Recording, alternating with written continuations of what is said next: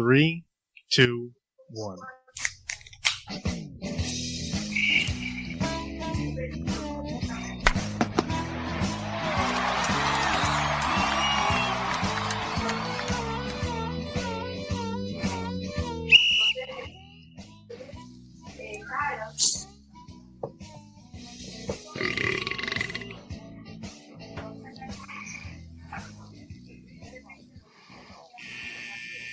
Welcome to Getting Sports with Drunk. I'm your host, Cupcake the Riddler, and I'm joined by Mark. Mutable. Nope. Greg. The Mouse Chris Massey. And the Rat of a Red Baron. Bone marrow. Welcome to another installation of Getting Sports with Drunk, live on the PPRN radio network. We're here. Deal with it. Starting lineups. Reader. Well, I had a pre-show leak into show Miller High Life, courtesy of the Riddler. And I will be drinking from the Souls Collection, Sun Lab, by Motionless is the name of the brewery? I don't know, but I didn't okay this. It's Motionless by Sun Lab. Motionless by Sun Lab. It looks like it was made on Microsoft Paint. You couldn't do that on Microsoft Paint. I could not. I could give you a year and you still wouldn't be able to do that. You should see when I tried to write my name on Microsoft Paint.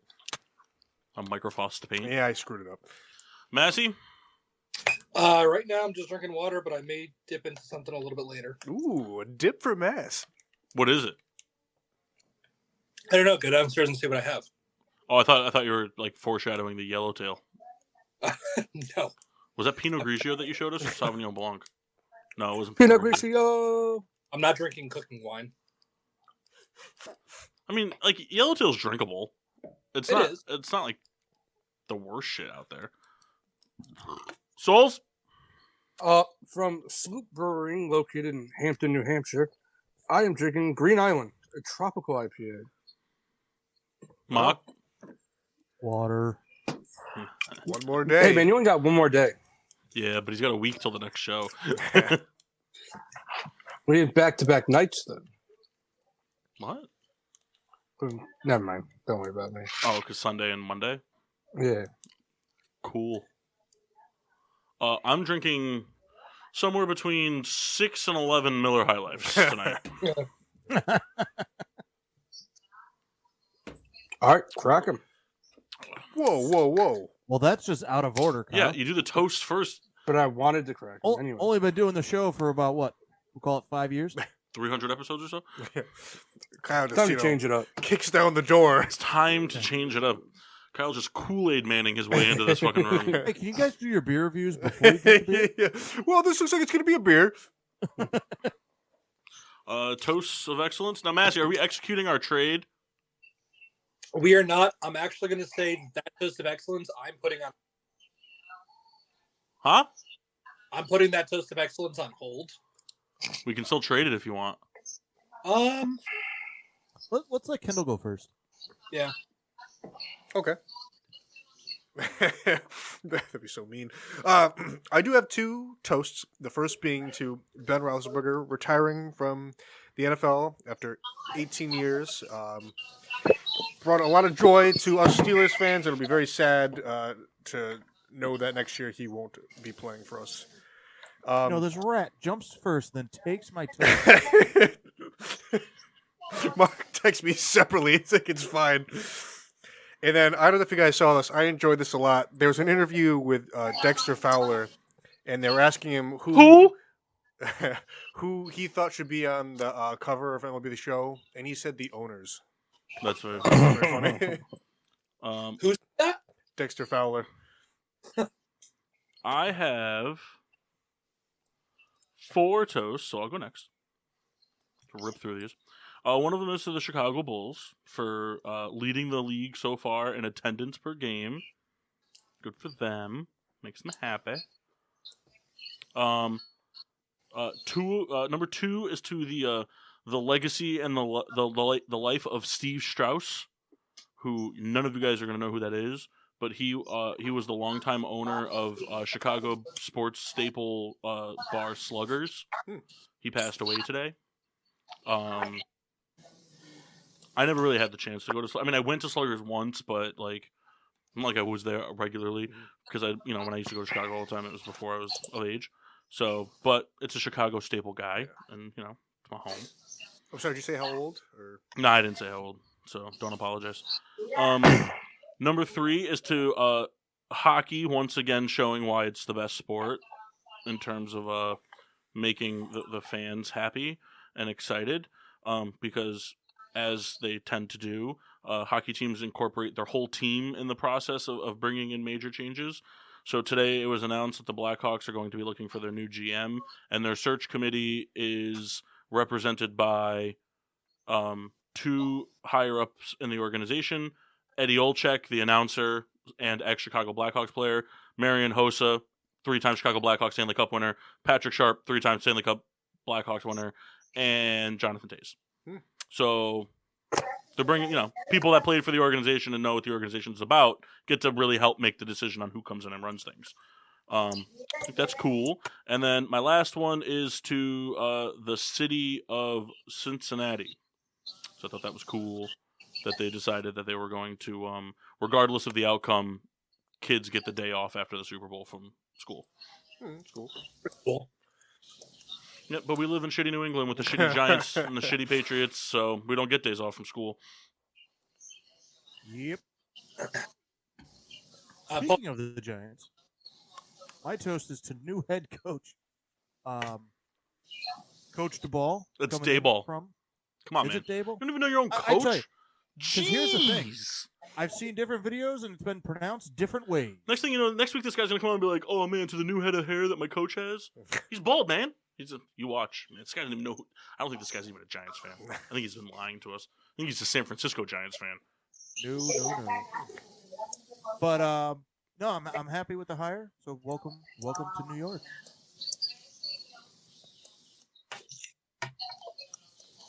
Kendall, whose turn is it? Did Souls go? No. My toast of excellence is to Najee Harris for replacing Joe Mixon in the Pro Bowl. I had another one, but I can't remember what it was.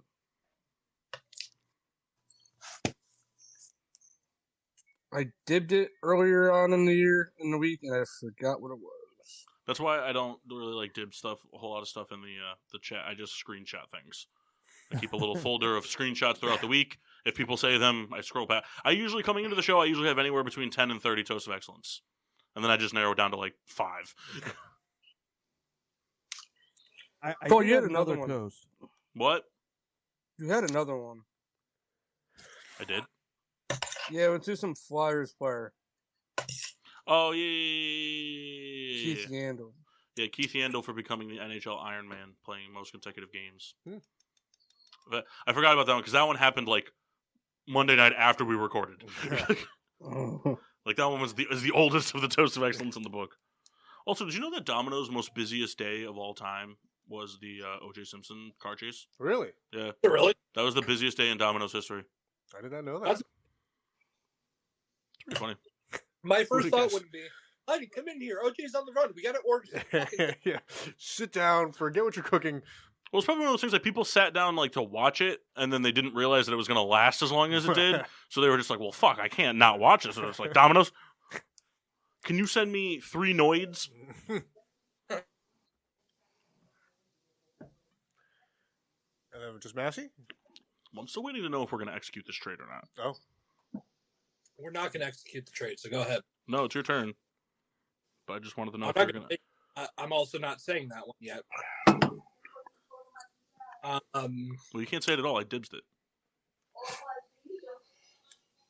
No, I'm not saying the one you want to trade for. Well, that's what I'm saying. Just trade it, and then I'll save it for later, and you can have the other one. No, I want it because I dibsed it. All right.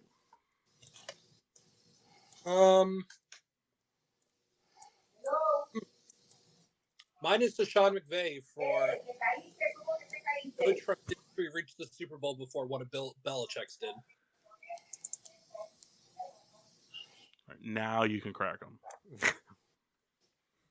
Souls, reseal it. I will not. So just put some masking tape over it and then peel it off.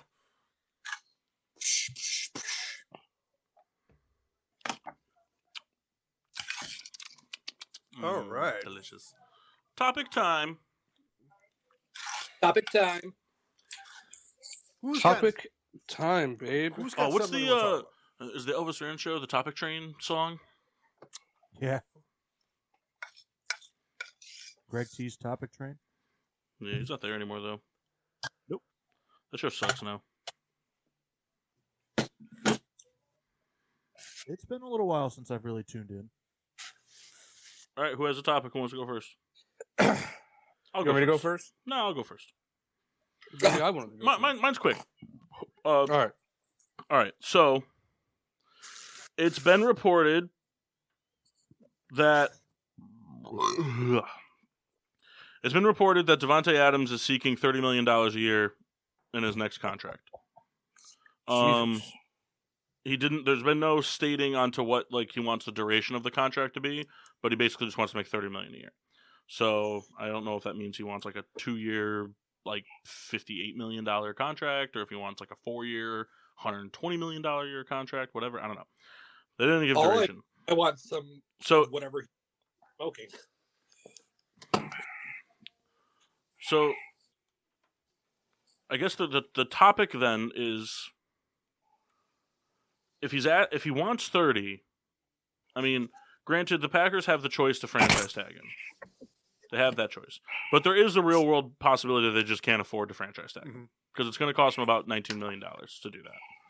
So there's a real world possibility that they can't tag him. I think they make it happen, but let's just say there's a world where they can't do it.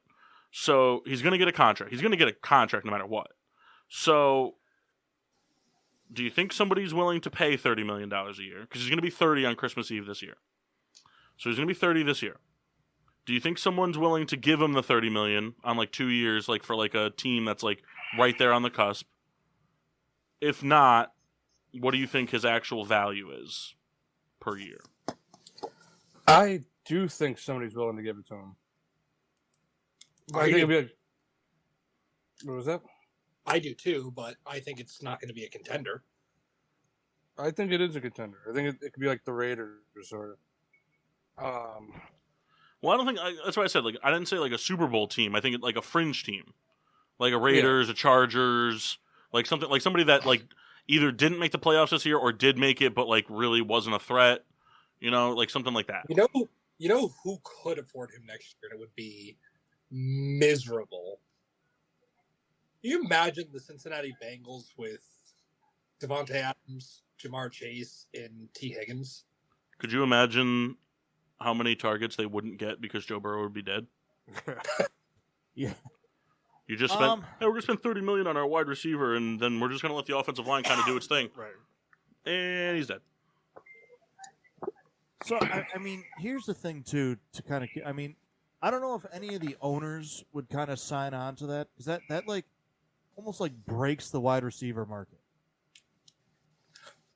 It would be such a leap to go from the current highest paid to, The Rams did it with Todd Gurley in 2017. Admittedly, it didn't work out because of his injury, but it's just such a I don't know. I can't see a team paying one wide receiver $30 million. I agree. It's such a risk, and in a lot of ways, it's like the whole running back thing. And what Paul said, it's not a leap though. No, I mean in the sense. Well, the thing is, it's not a leap in terms of breaking the market, like Mock said. Right. Who's the highest paid receiver? DeAndre Hopkins at $28 million.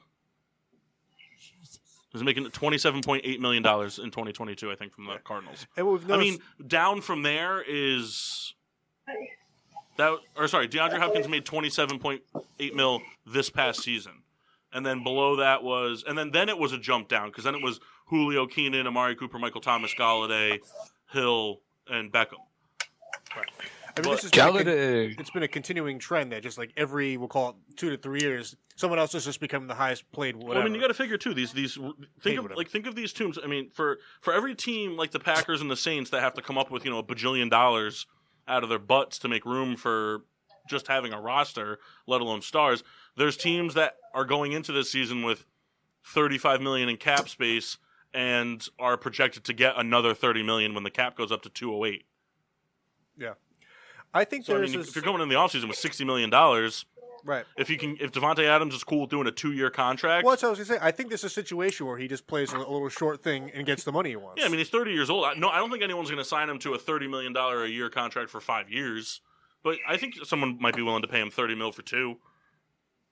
Because the thing, too, is all these receivers that are going to be making, that are like these big buck receivers, the majority of them are, like, you think of like all the receivers that have been doing really well over the past like 3 to 4 years. The only one that's really kind of made noise about wanting to leave, it would maybe be Justin Jefferson. I mean, I don't think Kupp's going to be leaving the Rams. Hopkins has already been moved, and he seems to like it in Arizona. Hill's more than content. I mean, Michael Thomas might want to jump ship at some point, but we'll see what happens with that. I mean, I think Keenan Allen would want to stay a Charger. I think he's happy to have someone like Herbert, you know. I mean, I don't think, Amari Cooper really has a disdain for Dallas. Like, just like some of these like high-paid guys or elite guys, because they're both, some of these guys are not in both categories, but like they're kind of content with where they're, receivers, high-end receivers like that. We see all these players like jump around and stuff like that, but you really don't see like these like top 5 players move around a lot. It's big news when it happens. I mean, other than Peyton Manning, it was Peyton Manning and then there was Brady. But like, how many, like, since we've been watching football, how many like real like high profile quarterbacks have been like, fuck it, I'm going into free agency? Kyle Orton.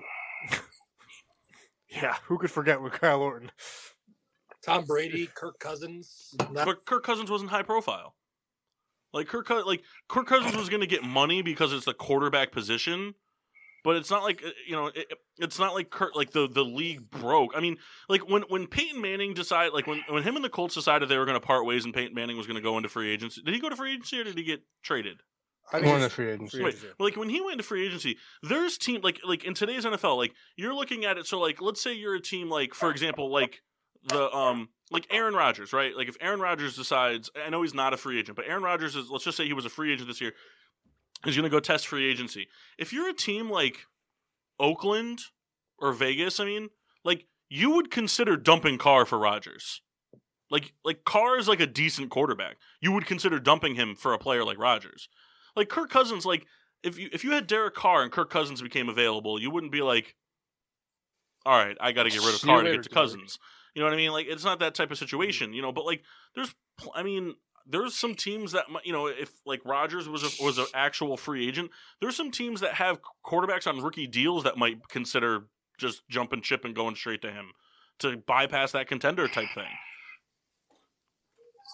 I mean, really, other than Brady and like the Brady thing, really, I don't think the Brady thing really was ever a free agency thing.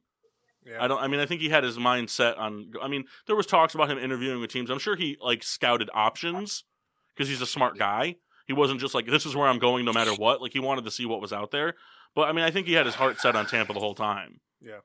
I don't remember how the Terrell Owens thing played out from San Francisco to Philadelphia. I don't know if that was a trade or if it was free agency, but that would be perhaps someone kind of in that realm of high profile at the time. Randy Moss. See, the Randy Moss thing is very interesting because his time in Oakland was just, not that it was dismal, but it just was not anything like his Minnesota time. So it was kind of like that from the move afterwards was just like a career revival in a way. Well, I think the difference too to keep in mind is like this. There's times where the big time, the top 3, top 5 guy moves at the end of his career. Like in their prime, it doesn't happen very often. Antonio Brown. Well, he just went nuts. Yeah, but at the time, it's a big deal. No, I know. Who do you think is the highest paid wide receiver of all time? Like in terms of like total earnings, not counting endorsement stuff, just paid from the NFL. It's gonna be someone stupid, isn't it? No. I mean, my immediate gut reaction was Jerry Rice because he played for 20 years, but the money was just different then. I'm going to say Terrell Owens. I'll give you a hint. This isn't really much of a hint, but this guy is currently at $40 million above the second place guy. So he's still playing. Is he still playing? No. The second guy is still playing, though. I'm going to you. I don't know. I'll stick with Rice.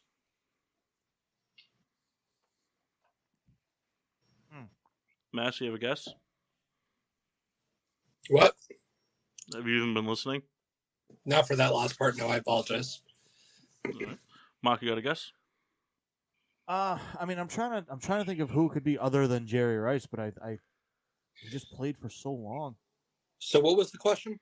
Who do you think is the number one paid receiver all time in total earnings from the NFL?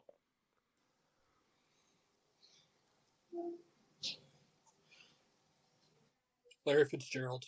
Bingo. Wow. 180 million. Not very. Julio Jones is second at 140. Yeah, Julio Jones has made a lot of money. It's funny. He's also just been around forever. You don't From a think receiver standpoint. That's true. Yeah. It's you don't think of Fitzgerald just because I don't know if it's because of the type of player he is. Yeah, he's not a money whore. Yeah, you never see. Oh, here's Fitzgerald in his 2020 whatever. But you figure, I mean, I remember reading an article like from 2005 to 2016. He made it so that all of his incentives in his contract for every year were all based on the amount of catches he got. He never wanted it to be based on yards. He never wanted to be, because he didn't want to be a stat hoarder. He wanted to be based on catches because he's like, if I don't drop the ball, then I can't. I'm not. He's like, that's the only way I can hurt myself. He goes, I can't make my quarterback target me more. He goes, it forces me to get open and it forces me to catch the ball. He goes, touchdowns and yards, it forces you to do things that might not be smart. And I was like, good for you, man. That's a smart fella right there. Any other topics?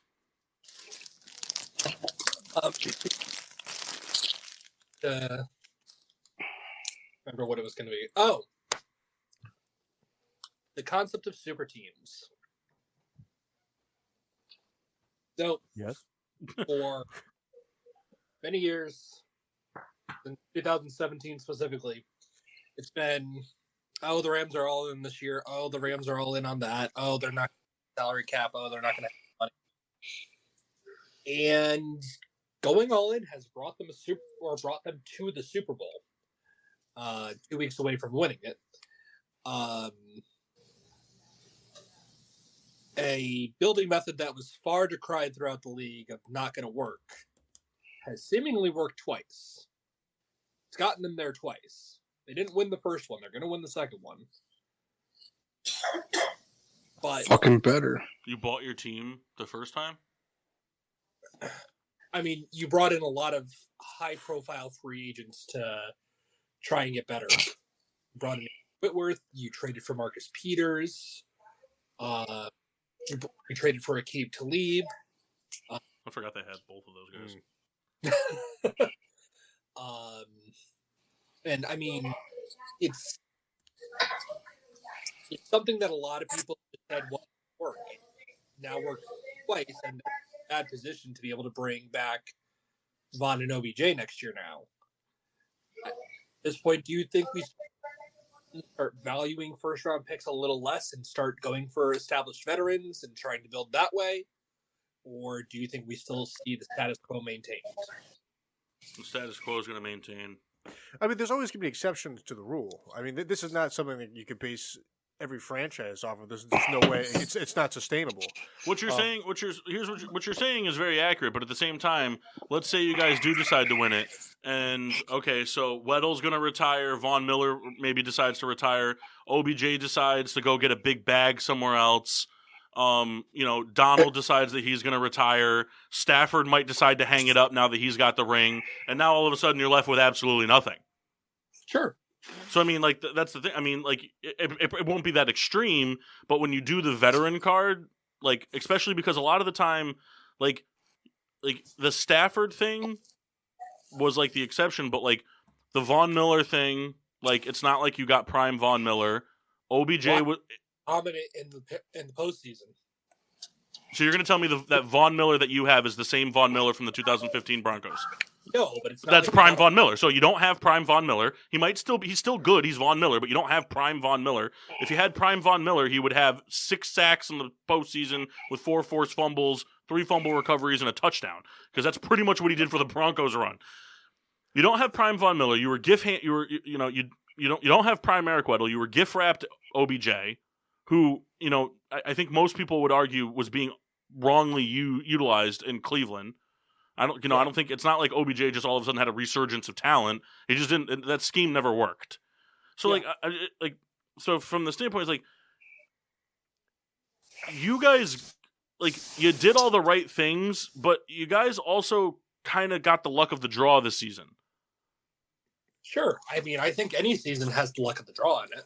No, but in order to do things the way you're doing, every team has to hope that halfway through the season that they're going to get, an all-pro, Pro Bowl wide receiver and defensive player of the year, arguably best defensive player in a franchise's history. You have to hope for those types of things because those guys are the impact players that helped you get to the Super Bowl. Well, sure. So I don't think buying your team is something that can be done. Because the other thing too is you guys don't have to value first round picks because you drafted well ahead of time. So in order for this to happen, you need a team that's already drafted well, so that they don't have to worry about cap space, and then trade away all their picks. We talked about this a few months back.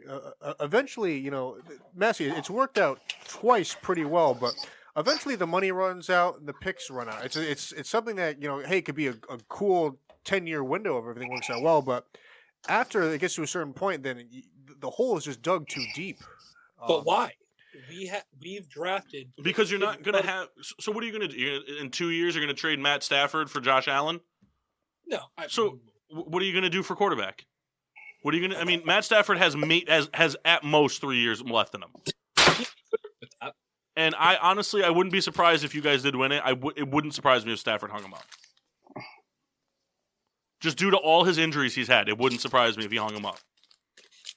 And plus his wife, going through what she went through. So so that's the thing. You guys got very lucky from a standpoint that Matt Stafford wanted to leave the Lions. You guys were ready to move on from Goff, and and on top of it, the Lions were dumb enough to want Goff. That's the other thing too. You're forgetting. Not every team. What's going to happen in 2 years' time when Matt Stafford is starting to age and looking like he's at the end? Are you going to trade Matt Stafford for the next? Are you going to get another Matt Stafford caliber quarterback by trading Matt Stafford? But I hope that Sean McVay at that point is able to pick out a quarterback in the draft that he thinks he can develop. But then from that standpoint, you have to bank that's what I'm saying. So you're gonna get a quarterback, you're gonna help develop him. So there's nothing in Sean McVay on his resume is very impressive, but there's nothing on his resume under quarterback development that shines. Yeah, we're about to see Mike Tomlin do that too. What I'm saying, but Kirk Cousins. Kirk Cousins is an average quarterback that doesn't win games. They don't go to the playoffs, Mass. And you guys got rid of Jared Goff. Matt, I'm sorry, Kirk Cousins is a serviceable quarterback, but he doesn't win games. The Vikings have missed the playoffs. What? You keep cutting in and out. I said Sean McVay rode Jared Goff to the Super Bowl. I think that in itself is pretty impressive. Well, if we're going to have this argument that we've been having for 3 weeks, we're going to go ahead and turn around and throw the Jimmy G slap on that one. Because Jared Goff rode a pretty good team to the Super Bowl.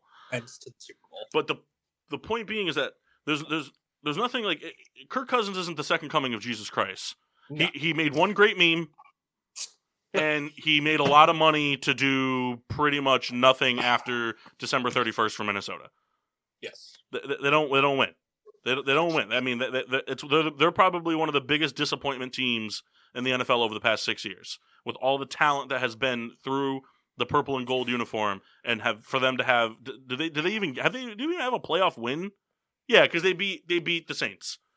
Yes. Yeah, they beat the Saints, but that wasn't even Kirk Cousins. Right. So point being, like, so Sean McVay has nothing on his resume to be like, oh, okay, like, he's gonna draft a quarterback, and that guy is gonna replace Stafford, and he's gonna be just gonna pick right up and be good. I'm not saying he can't do it, but there's nothing saying, oh, this guy can do that for sure. It's guaranteed. There's nothing that says that. So now you're hoping that if you guys draft somebody maybe this year or next year late and develop them, and Stafford plays 2 more years, you have to hope for that to hit in order to be able to have the cap space because you're not paying a quarterback, to then be able to sign guys, to then not need the first-round picks, to trade the first-round pick. There's too many moving pieces where if one cog breaks, the whole machine's broken. That I don't think really, other NFL teams are going to try it, and a lot of them are going to fail. It's the same thing with the Brady thing. The Brady system was very simple. Make your quarterback take less money so you have more to spend on other players. Yep. And 31 other teams couldn't figure out how to do it. The Rams, this is going to be Sean McVay's thing. This will be his legacy, that he was able to buy a team while having homegrown talent succeed and never have an issue with losing the draft picks or the cap. That'll be his legacy if they win the Super Bowl. Or if they win one during the time frame of this happening. That'll be his legacy, is that he was the thing. One of Belichick's legacies is that he had the biggest superstar in football for 2 decades, and he never made Super Bowl winning quarterback money. I mean, I forget what the stat was, but I think there was. I remember seeing. I think there were like 47 quarterbacks over the course of Tom Brady's career after his first Super Bowl win that were making more money than him during like a given season that had never won a Super Bowl. Yeah, that recipe is very simple. It's a very simple recipe. Tell your quarterback, hey man, take less money so that we can. But 31 teams can't. 31 other teams could never do it. So I mean, I think what you guys did was amazing, but the pieces, there's too many moving pieces where if one piece stops moving, the whole thing doesn't work. This year too, I mean, they were kind of forced to make the moves where, Robert Woods went down, so they picked someone. That's when Odell came in, was after Woods got hurt. Nope. Woods got hurt like the week. It was like simultaneous. They signed OBJ on like Friday, and then Woods got hurt on Sunday. Oh, okay. I thought it was the other way around. No, they were they were bringing OBJ in just because they were doing it. They were going to make a bigger, better team. All right, never mind. Tell you what, But it was close. Tell you what, there's nobody happier about Robert Woods' injury than Odell, though, because he definitely isn't getting the payday. He definitely wouldn't be getting the payday he's about to get if Robert Woods stays healthy. Certainly not. He's a $5 million quarterback at best, or wide receiver at best next year if Robert Woods is healthy. Hey, Massey. Yep. Random question. Yep. Whatever happened to James Laurinaitis? He went to the Saints and then retired. Did he? Yep. Then he went on to be the head of personnel for WWE. Yep. That's like his uncle, right? John Laurinaitis, the WWE guy. That's like that's like James's his uncle, right? and his father. His dad was the one who died. What? Oh, his dad died, so his uncle became his dad. Well, you'd know all about that. That's what I'm saying, bro. Kyle, that kind of came out of nowhere. Yeah, we're talking Rams. And I remember that guy leading the league in tackles for a while. I don't think that happened. Yeah, he made a lot of tackles. He made a lot of tackles, but he never led the league in it. I think he came in first one. No. You can look it up. Sorry, the internet would know. And if I'm wrong, and I really don't give a shit. But if I'm right, ha. All right. I mean, come on, Siri computer, look it up. Nope. All right, he was in the top 3. I don't know, and I'm not taking the time to look that up. Any other topics? Kyle, you got your thing? Or Mark, do you have a topic? Kyle, we'll save your thing for last. Mark, do you have a topic? Hold on, I got to pull it up. Give me a second. Yeah, I got a mini game, so. Because Kendall's a bitch. This is why I made it. That's not true. Hey, so while Mark's looking it up, though, I mean, like it was all in like good fun and stuff, but like the thing, the text I sent out about like all of us being 5% Dallas Cowboys, that's all spot on, right? I mean, it's very spot on. Would you care to recap for the listeners? Sure. We were talking about being like a fan last night of like teams and stuff because Massey was, just Stan from South Park all over the place last night. And I was talking about how everybody is 5% Dallas Cowboys fan, and I got some pushback from Mock and Massey on it, saying that they didn't say I was a piece of shit, but they were definitely thinking of it. The BFFs, man. That's a new tag team, man. The BFFs. I'm a big fan of that. So my whole thing was because I consider these 5 of like the most like 5 of like the biggest traits that like a Cowboys fan, like everybody who knows a stereotypical Cowboys fan that like you see the internet blowing up about. Because I did my spiel about how like the Cowboys fans that like are all over the internet is like such a small percentage of Cowboys fans, but of those Cowboys fans, these are all traits. And we all have one of those traits. Kyle's trait is constantly saying that an average guy on his team is always way better than he is. Kyle, you're good for that. Sorry, love you to death, but it's so true. Oh, I don't give a fuck. Kendall constantly relives the glory days of old players. Now, his is more league-based than it is team-based, but he also relives the glory days of the Steelers more than he likes the active players. He constantly relives the Jerome Bettis and the Hines Wards and the Palomalus. Love me some Najee Davenport. Good name. Mock constantly does give reasons as to why his team isn't as bad as it really is. There's always, like anytime we talk about the Giants, it was like, well, the defense was, like there's always like that thing. Massey, every game is going to be a win until something bad happens, and then it's fuck my team. Granted, he's been good for the playoffs, but during the regular season, the Rams are playing. Matt Stafford throws a pick. The fucking Rams are terrible. They need to cut everybody. Fuck them. Massey, you are my dad. My thing is, and I'll admit, I constantly bitch about officiating, but I'm very quiet when it's benefiting my team. I think if I go back through our group text and look at every single time I've texted during a Bears game, I'm probably bitching about officiating, but I'm very quiet when the Bears get a call their way, and it's like, all right, cool. Yeah, that's all Cowboy shit, man. That's Uncle Eddie. Uncle Eddie is all those things. Massey's the only thing that none of us have is every year going into it, none of us are sitting here going into the year like, this is our year. Yeah, Massey's my dad. I went into the playoffs like that. Doesn't count. I went into the playoffs. Man, like I know that you're too. not a bandwagon fan, but that was like the most bandwagon sentence ever. I went into the playoffs like this is our year. I was just happy to make it to the playoffs. I was. Same, man. Oh, never mind. I was a little worried during No Win November. Giants are an 8-win team next year. Calling it now. Mock, you got your thing?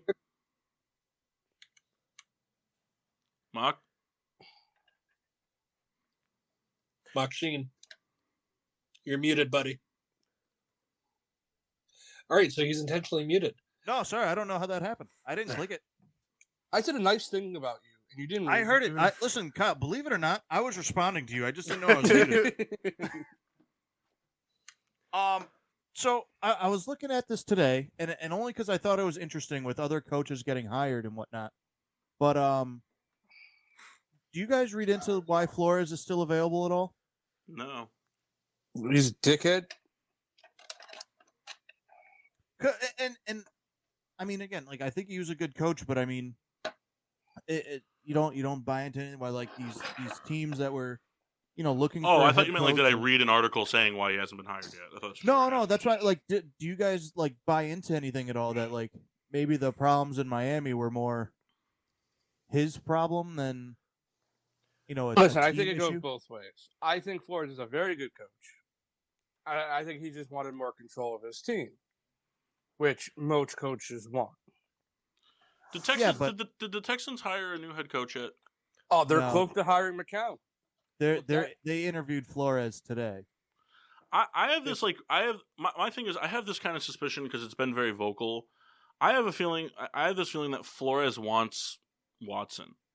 Wherever he goes, he wants to know that there's a possibility that Watson can be there, like a strong possibility. Yeah. That's why teams like the I don't think Giants. The Giants were a no-go because they're committing to Daniel Jones for the last year. The Bears just drafted Fields. Like these players. I think that Flores has this big desire for Watson, and I think that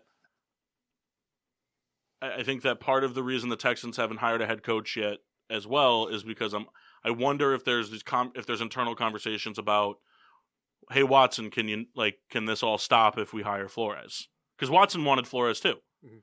So it's like, if we bring in Flores, can this all go? I mean, obviously the legal stuff like that's, but I mean like the whole like fuck the organization thing, because I don't give a fuck who we are.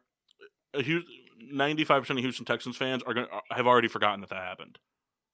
They don't give a shit. Hey, because he never badmouthed the team. He just badmouthed the organization. Like, he didn't badmouth fans. He didn't badmouth the fan base or anything like that. He just, hey, our owners are a dick. Yeah. Well, the owner is a fucking dickhead. I'm saying, like, so it wouldn't, like, I think that, I'm sure there's some truth to it. I agree with Kyle. I think that he's just more hard-headed and he didn't, like, the way him in Miami ended is, like, was a red flag maybe to a couple organizations. But I think a lot of it just has to do with the future of Deshaun Watson. I think Flores wants to know what's going to happen with Deshaun Watson. Like, this might just be smoke and mirrors, but I read, like, not even an hour ago that Josh McCown the favorite to coach Houston. Yeah, but everybody's the favorite until they're not. No, I said it could be just smoke and mirrors, but yeah, but again, like, you know, I don't know. It's hard to buy into because, like, even that DeBall was supposed to be the favorite for you know, it comes down to what the coach wants. You know, the team could say, "Hey, this is who we want," but no, I get it. I'm just saying what I read. That's it. No, that's fine. I don't know. Like, the more I was kind of like seeing Flores stay, it was kind of like, you know, was he more? But again, you know, of course, we're not in the locker room. But right. Well, to your point though, Mark. So there are guys who are great coaches. You know, they have awesome football IQ. They can help a team win, but they're just nightmares to work with, and they don't. You know, they have bad interviews. That's the reason why. And I'm not saying Eric Bieniemy is being targeted because he's not a good football mind, but some guys don't interview well. Some guys just they give off a vibe or whatever, and it doesn't like translate to like, oh, I don't see this guy meshing well, and that happens, and who knows, maybe Flores is one of those guys who, yeah, he's a great coach, but he just did not have that, hey, I can talk to other professionals or what have you. So we don't know. Did the Raiders hire McDaniel? I don't know if it's been official yet, because I think they're still they working did. on contract, but They it was like hired announced. I can't wait. I can't wait for him to back out. But to go back, Kyle, to kind of what you said about him wanting the control, that's something that kind of drives me crazy with head coaches, and it's not that they shouldn't have a say, but I mean, you think about like in our lifetime, or in our our time of watching football, we could probably name maybe 4 to 5 head coaches that deserve like the a big say on their personnel and how things are run. Yeah, Can you guys hear me? Yeah, Yes. we can hear you. Okay. I get it, but like my thing is, I think the coaches should have full control because they're the ones with the team 24/7. You know what I'm saying? Yeah, but I mean, it could be apples and oranges, but look what happened when the Texans gave full control to Bill O'Brien. He was a playoff guy. He made it to the playoffs. And then they gave him full control, and that team went straight to the dumpster, and he was fired. Yeah, I get it. But that's what I mean. Like, I'm not saying gotta take full control. I mean, what I'm saying is he wants control of his team. Like he wants his quarterback. Like you know what I'm saying? That's what I mean. You got to have. I think it's more important to find, a GM and a coach that can coexist. Not even just coexist, but Symbiotic have similar. Listen, I agree because team. the Steelers are gonna have to deal with this in like 2 months because they're gonna have to find a new GM, and they're gonna need to find a GM that is willing to cooperate with Tom, and Tomlin's got to cooperate with him. Yeah, like it's different because the Steelers never had to worry about this stuff because we've had the same GM since the year 2000. Also, it's weird they're letting this GM do the draft, right? I don't think so. He's a very good drafter. Again, I'm not saying anything bad about. They the let guy Ozzie Newsome himself, do the last draft. Mm-hmm. but it just seems strange to let a guy. It's not like they're firing him. No, he's retiring. But again, it's still a guy that doesn't have a future investment in the. So, like, are they going to let him trade future picks? I think he'll have to get the okay on it, but I don't see why they wouldn't. So, what I understand is that his contract ends right after the draft. And the Steelers have been giving him 1-year contract after 1-year contract. This year, he's just retiring. So I think they had an idea that he was going to retire at some point in the near future. That's why they kept giving him 1-year contracts. So no, I don't think it's weird. I think they trust him with everything. In that role, it's tough to complete the loop because no matter what, let's say you retire at some point during the season or right after the season ends, and then you bring in a GM, experienced or not, they're kind of coming in entirely cold. Like whether you've been a GM somewhere else or not, you have basically 2 to 3 months to kind of, okay, this is what this team is about. This is what I need to know about from this head coach and what the organization kind of pictures.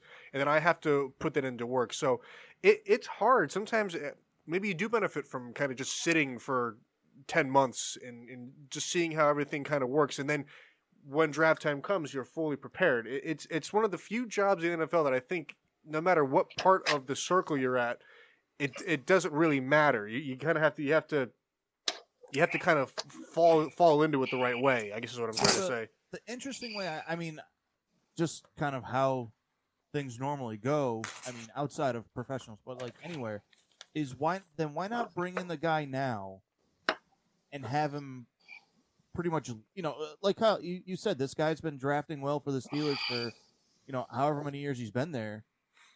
Why not have someone Kind come of like in a learning candidate? Yeah. Well, that guy may exist in Pittsburgh already. I mean, they might have their guy already. That's true. That's true. That's a good point. Internal promotion. But we don't know. That's just a theory.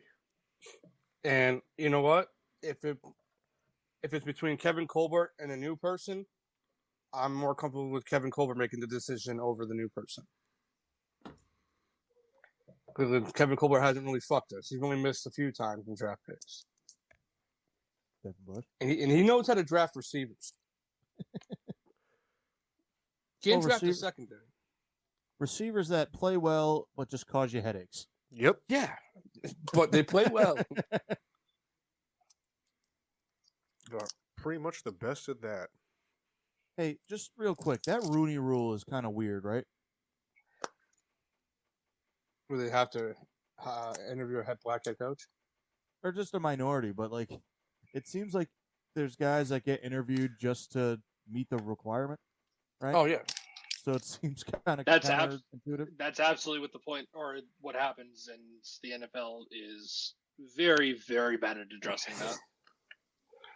I get what they want to do, but it doesn't work out that way.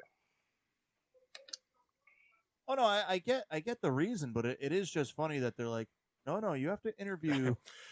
We need a token coach. Exactly. All right, you guys ready?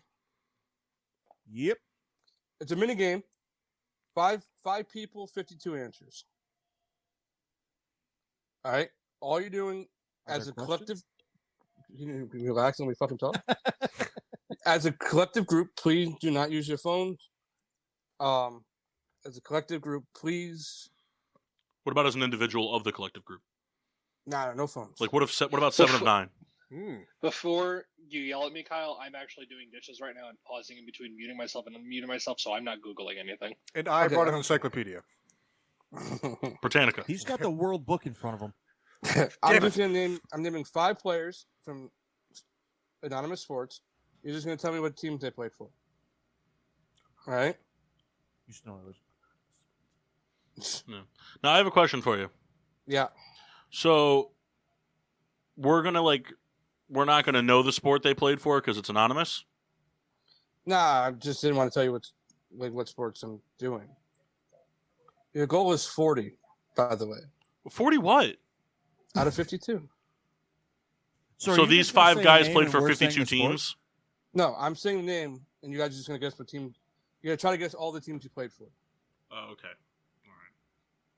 You get 3 X's. Okay? So just strike out on all 3 right away. And just We get hold on. We get 3 X's per person, or we get 3 X's per person. All right. Man, So of these? No. He has 5 players. The 5 players played for a combined 52 teams. Correct. Ah, okay. So Kyle, is one of these Luke Ridnour, and can I start? Hold on, Paul. I'm gonna go with the first one, and if you guys get 40 out of 52, I'm giving you guys gifts. Okay? All right. Seems kind of gay, but I'm in. But please, no phone. Kurt Schilling. He played for 5 teams. Name that. So Red Sox, Diamondbacks. Phillies. Was he a Philly? I don't know. I Might have can't been tell a you. Philly. That. I think you're thinking of Roger Maris. I often get them confused. You know, it's funny. Now that you're saying the Phillies, I want to say the Phillies. Agree. You guys got to agree. Do you guys agree on the Red Sox and the Yeah, Diamondbacks? we agree on the Red Sox. Yeah, we those agree are on the Diamondbacks. Those are givens. Mm-hmm. I'm Chris pretty. Givens. Yeah, I'm pretty sure he was a Philly for like a long time. Yeah, let's go Phillies. Was Massey just Yeah. Massey? Are you in like one of those like portable classroom trailers from like high schools? Drink the green liquid. Whatever it is. Oh, it's soap. I know Kurt Schilling was an Astro. I'm pretty confident about that. It was very short lived, but I know he was an Astro. So I remember. He was a Philly. Did we confirm Philly? I think Phillies. Yeah. He was a Philly. I think he was Philly for like a long time, wasn't he? Let's mark him down. I remember like. So we're marking down the Phillies, Kyle.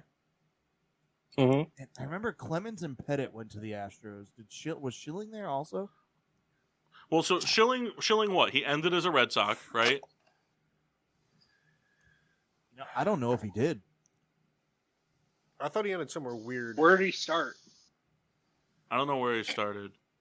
He pitched for the Phillies in like the 90s, and then he went to and then Arizona and Boston in the 2000s.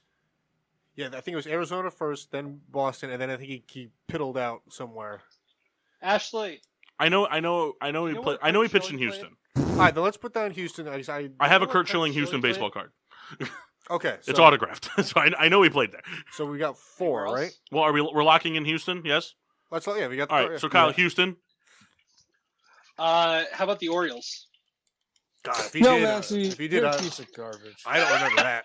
Kyle, you said no phones. It is true. You didn't say no wives. But come on, No, you didn't say it. whatever. You guys got all 5. Yeah. Give us gifts. Starting now, Starting now, Kyle saying no wives. Just you If guys. if you hadn't said it, he wasn't going to say it. All right, Luke Ridnour, Oh, 5 team. I don't even know who that is. Is that the name that Paul said? yeah. Yeah. You Okay. guys like me to take the reins on this? Yes. So All right. Yes, He played please. for Seattle, Milwaukee, Minnesota, back to Milwaukee, Charlotte, and then Orlando. All right. So no Red Sox. You guys all agree? Yes. do 100%. we get control. 5.5 points because I knew we went back to Milwaukee? Nah, you get 5.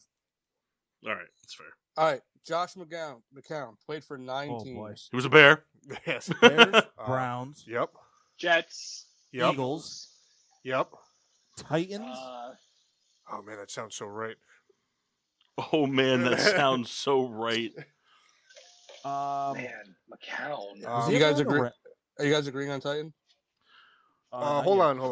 on. What about what about Houston? Did we say He Houston? finished in Houston. That was his last gig. That was like 2020, right? Was it? Yeah. That wasn't that during like the whole debacle with Watson. I think. Oh, yeah. Isn't that when that all started? McCown was playing quarterback. Before Oh. that was the Eagles. Oh, what about the then Lions? Jets. Was he lying? One of them was, if not both. You guys got your I- first stick. Oh, Who? what? You never played for the Texans. Yes, he did. Did he not? Yeah, he did. Josh He didn't. McCown was a Texan. We're gonna have Pro Football Focus right now. Kyle, can I use Wikipedia if I don't answer any of the others? We're gonna have Pro Football Focus right now. Never played for Houston. Kyle, I'm telling you, he was a Texan. Well, Pro Football Focus says he never played for the Texans. Focus Actually, or reference? wasn't it fucking Savage that was there? So okay. So Josh McCown. Josh McCown must have been part of the preseason and got cut. He was definitely on the Texans roster at one point. Okay. He was a Brown. I know that. Yep. Yes. You guys are missing 1, 2, 3, 4 of them. Did we agree to Detroit or no? I mean, I don't, because I don't remember that. it would have been before your time Oh, all right then. because he played for the Bears from 11 to 13, and you started watching football right around that time. Was he never a Ram? No, he was never a Ram. I want to say the Cardinals drafted him. I was gonna say I thought he was like a Cardinal. I think at the some Cardinals point. drafted him. So let's lock in the Cardinals.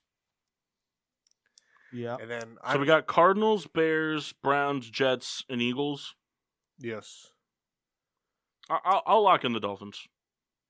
I'm fine with that. I'll agree with you on not the Dolphins. I mean the Lions. Lions. Yeah, the Detroit Dolphins. Detroit. They have guns instead of blowholes. Instead of blowholes, they just have Yeah, turrets. we could say Lions. All right, Lions. Seems like a good dumpster fire quarterback rotation before Stafford. So Lions, Souls. Mm-hmm. What other teams had like carousels of quarterbacks in the 2000s to 2010s? Oh, was he ever in Washington? I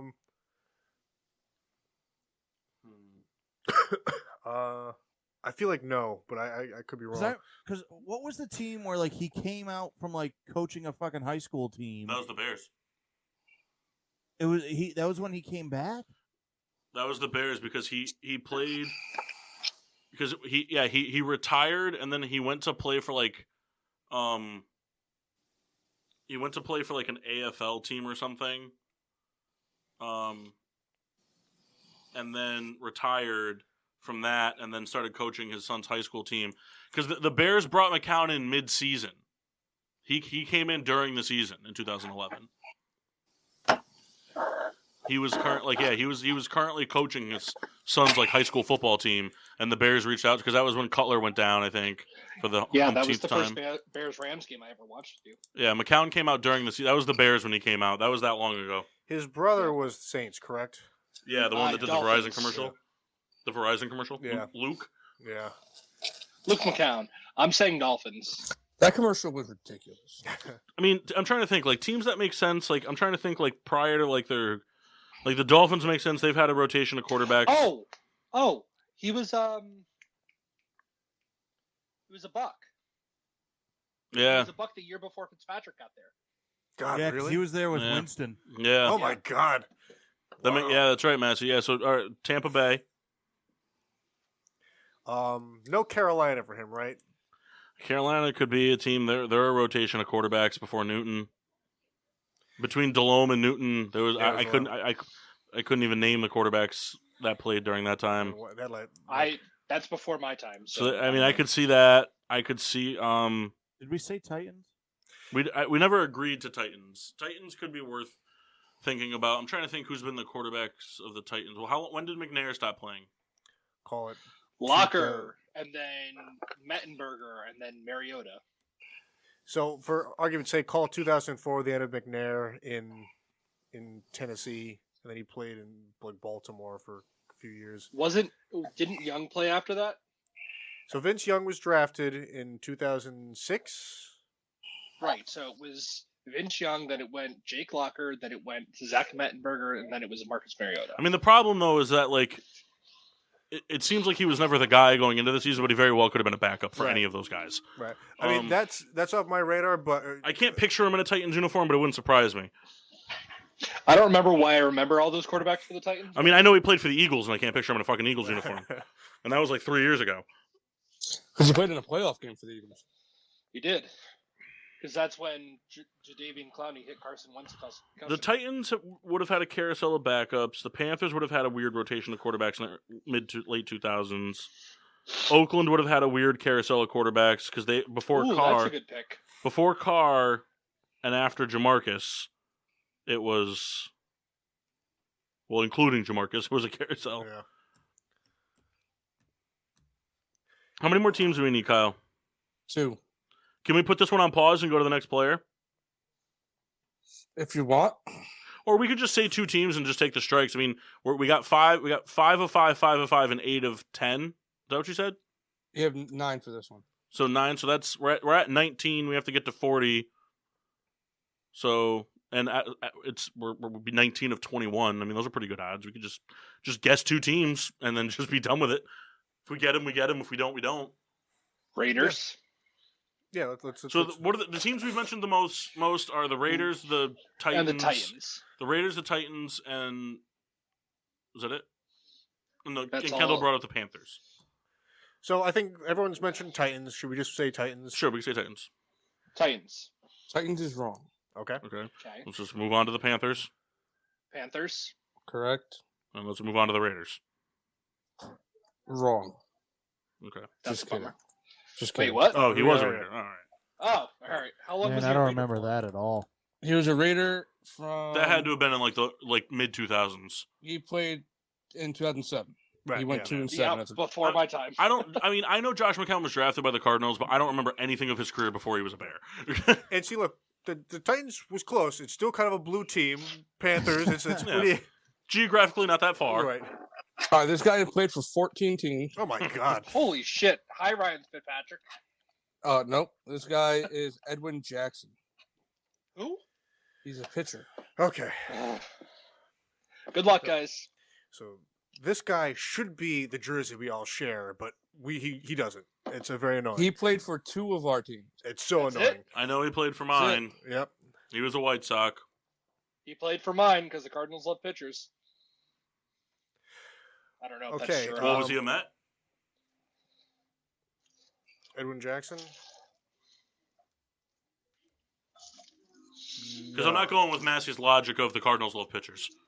I Could know be he the was a Cardinals. White Sox. White Sox are locked in. White Sox. I want to say. Souls, White Sox are locked in. Yeah, that's right. Okay. So was he a Met? Do you remember him being a Met? It's so funny. I immediately said no, but now I'm second guessing myself. Let's hold off. I want to say he was. Just go with your gut. I don't want to hold off and then come back to it. We're on the thing now. Let's eliminate some teams. We know he played for 2 of our teams, so we can eliminate 5 teams by doing this. We know he was a White Sox. Your gut instinct was no for the Mets. Mock, do you remember him being a Yankee? No. Kyle, do you remember him being a Philly?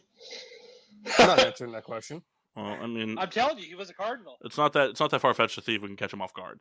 That's true. I don't think he was a Yankee. I'm telling you, it's a Cardinal. It's got to be a Cardinal. I'm doubling back. I'm going to say he was a Met. I want to say he was a Tiger. I want to say he Well, was. hold on. So was he a Met? I'm going to say yes now. Okay, so we'll just go with it. Mets, Mets is wrong. Damn it. Cardinals. Everybody agree?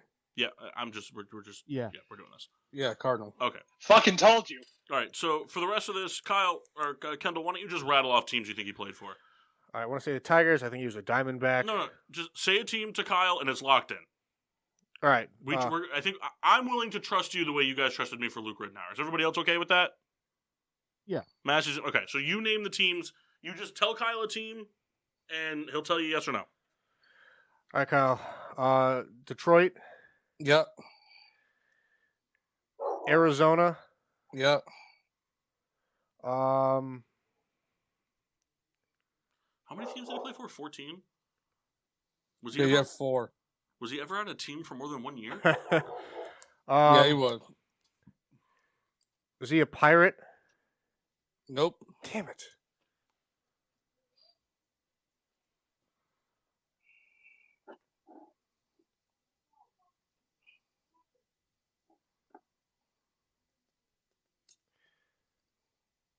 Seattle. Okay, I was just getting ready to say something. Nope. All right, 3 strikes. Damn. You got 4 on that one. God, he played everywhere but where I wanted him to. He played for Tampa Bay, the Dodgers, the Cubs, the Nationals, the Braves, the A's, the Padres, the Orioles, the Marlins, and the Blue Jays. Yeah, the Seattle Marlins. God. All right, so right now, you're at 10, 19, 23. My numbers might be off. There's no way we're at 23 because we were just at 21 and he got 4. 25. Right, my numbers are way off. All right, so who's the last player? Ryan Fitzpatrick. All right, so Ryan Fitzpatrick. Bills, Saints, or not Saints. Sorry, Rams. Rams. Yep. He was a Buck. Yep. Bucks. He was a Jet. Dolphin. He was a Jet. He was a Dolphin. He was a Titan. Yep. He was a Titan. Washington. Yep. Yep. Did we say Miami? Yes. Yes. You need 2 more.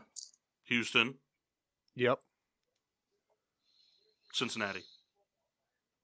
Was he a Bengal? I'm pretty sure. I think he was. Kyle? I think Yep. I think he was there. He was there? Whatchamacallit? He was there.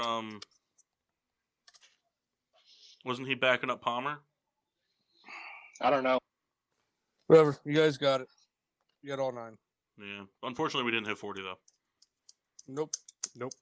Fucked us, Kendall. What? Sorry. I'll still bear his gifts. Cheaper gifts though. All right. Oh, you don't even have them? All right. We'll go to break. When we come back, we'll do our realignment and relocation segment on the other side of the PPRN Radio Network. Home of getting sports with Drunk on Monday nights. PPRN Radio. Home of the Peter Pinot Show. Peter Pinot Show. PPRN Radio. Damn, where are we? PPRN Radio. Always on, sometimes off. PPRNradio.net. PPRNradio.net. The station that's home with your wife. While you're at work, we keep her company. We keep her happy. PPRNradio.net. The most diverse playlist on the planet. 24/7, 365. Yes, your mama's station. Bringing that heat. And now, back to getting sports with Drunk on the PPRN Radio Network. Welcome back to Getting Sports with Drunk. I'm your host, Cupcake the Riddler, and D-Gens from Massey's Asshole. Oh, sorry. We're back. We're here. Kendall, break it down. Everyone. Nice. We've toyed with this in the past. You Now- toyed with this. No. In general, we've done this kind of in shows past, but we've never put it to paper. We are going to reline some divisions across all sports. I get the feeling that most of us did football, but that's okay. So we're going to go and we're going to break down how we kind of redid the divisions with some light reasoning. Just how we feel, what would make more sense, what would be better for whatever reason, what have you. So I guess we'll kick things off with, how about you, Mass? Oh, because you look so good and I can read your... You're muted, so I can read your lips. That's what I was getting at. Oh, still don't hear you. How convenient that his one microphone word. stopped working. Sorry. One word sounds like. It's a jackal. Like, Real I quick. did do football. I don't think that that's a shock. Hold on, let me pull up my document with it. Hold on. While you do that, I have something. I'm going to see if I can find it real quick. Oh, I thought we were doing this as a group. Hold on. We said individually, Mark. Listen, I read it quick. I'll put something together. 2 people are doing football. 3 people are doing football. Oh, we're all doing football. I'm not doing football. Neither am I. Now, admittedly, I started working on this project sometime last week because I had too much time on my hands. Yeah, shouldn't work on any of those scripts, though, huh? Listen, I've worked on scripts. I can't find it, but I found this meme where it was like a girl crying, and it said in text on it said, broke up with a boy whose name starts with a J and rhymes with a state, and it was Jonah for Arizona. But the comments were so good, and like, man, she thought she could slip just a pissy from us, and it was just like, man, I can't believe you did Jalaska like that. And it's like, all of it was just like, man, Jabraska's really upset right now. Nebraska. I think my favorite one though, I think was Jishigan. Jishigan was good.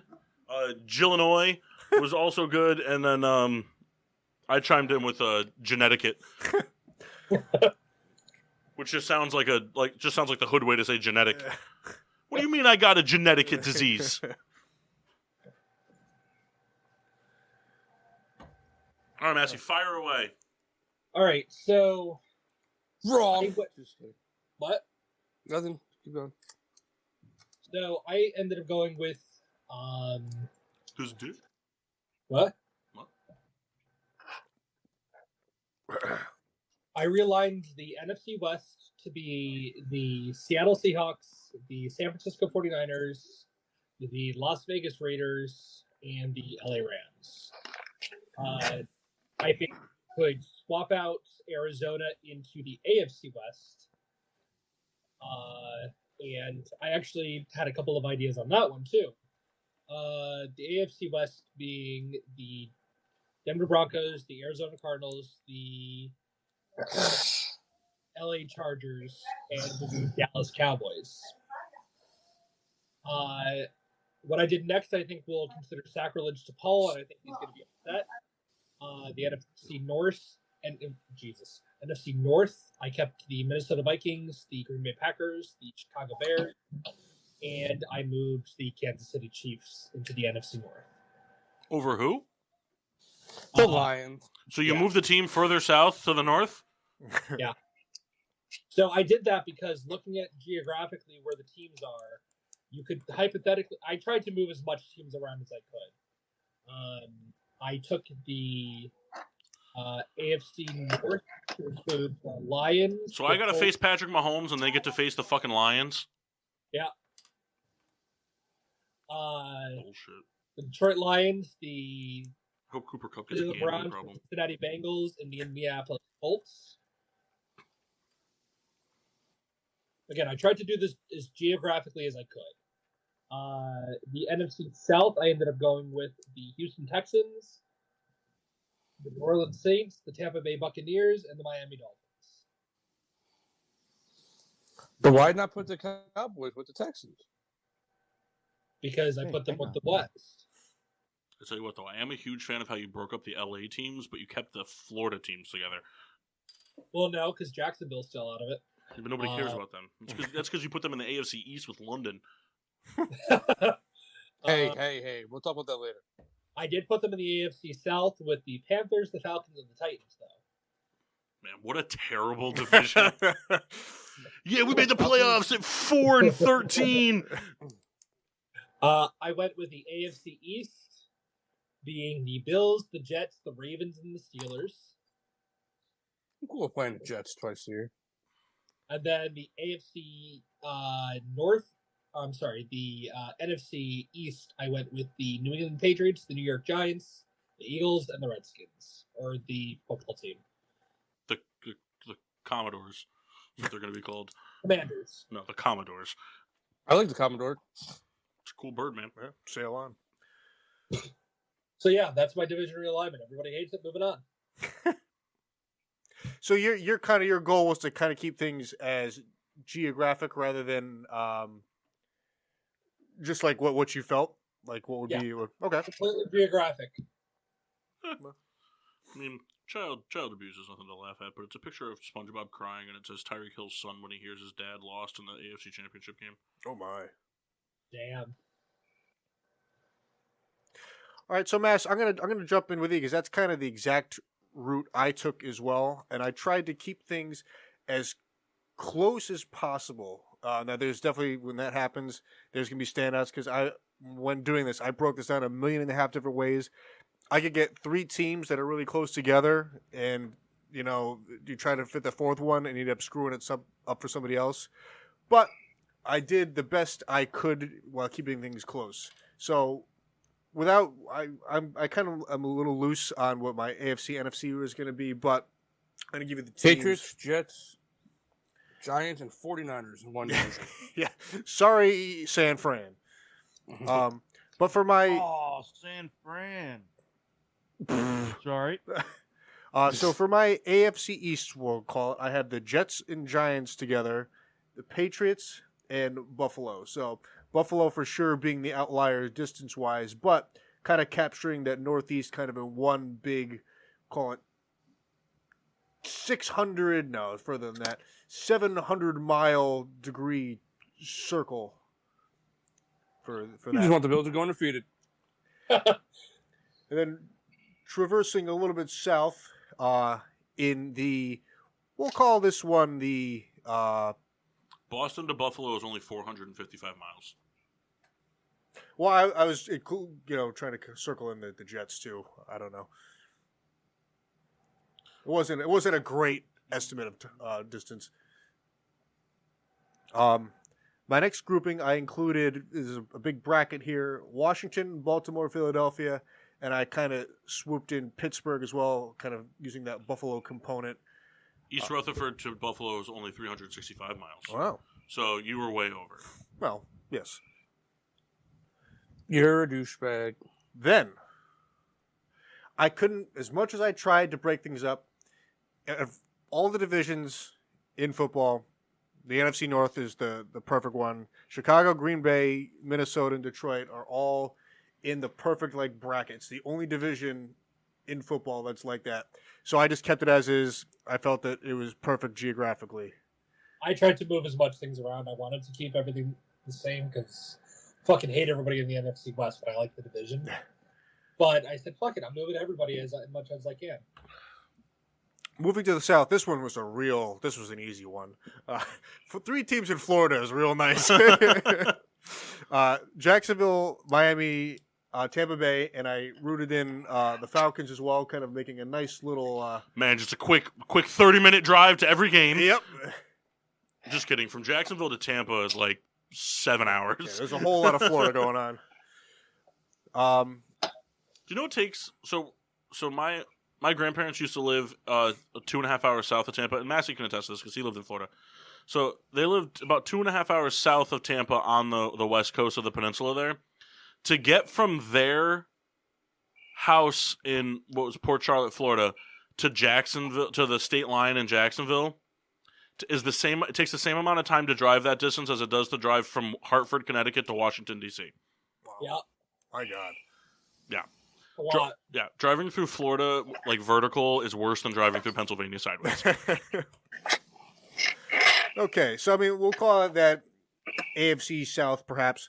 My NFC South is a little bit interesting because it's definitely more stretched out. I included Dallas, I have Houston, I have the Saints, and I have the Panthers. So kind of a mid-group in there. I really wanted to include Atlanta in something else as it's kind of obstructed by, Tennessee and Atlanta, but I just had to group them in this way. Moving up to the north, I was very happy with this bracket here. I have the Colts, the Bengals, the Browns, and Titans. A nice, neat grouping, kind of in the central there. Now, moving west, this is where things get a little shaky. A lot of ground to cover. Kind of using the New York principle, I combined the Chargers, Rams, and Las Vegas because they're all pretty close, and Phoenix for the Cardinals was close enough to make that group. So that will be my NFC West. Now, the AFC West covers a big portion here. I have the Seahawks, Broncos, San Francisco, and Kansas City. So that was definitely the most egregious amount of area covered to complete that division. But they have, that's the way I felt I could make it as close geographically where at least 3 teams really benefit per division. Oh man. So me and Kendall are almost the same here. Except I can't think of the team that I'm missing. So I need you guys to help me out to finish out the NFC North when we get to there. Did you get the San Juarez Jokers? I'm looking at this list. I don't know what team I'm missing. So we'll figure it out.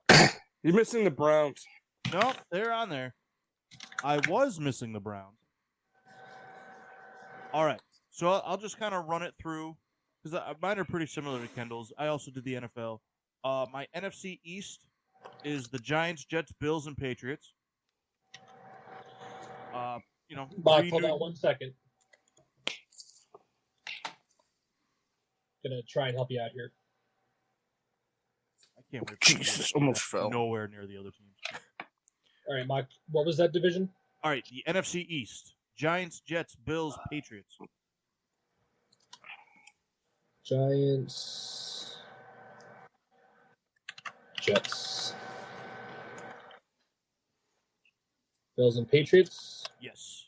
Okay. Then The BFFs are bad the again. AFC East. Eagles, Steelers, Washington, Baltimore. Eagles, Steelers, Washington, Baltimore. God, there's be an echo in here. The NFC South is the Bucks, Dolphins, Jaguars, Falcons.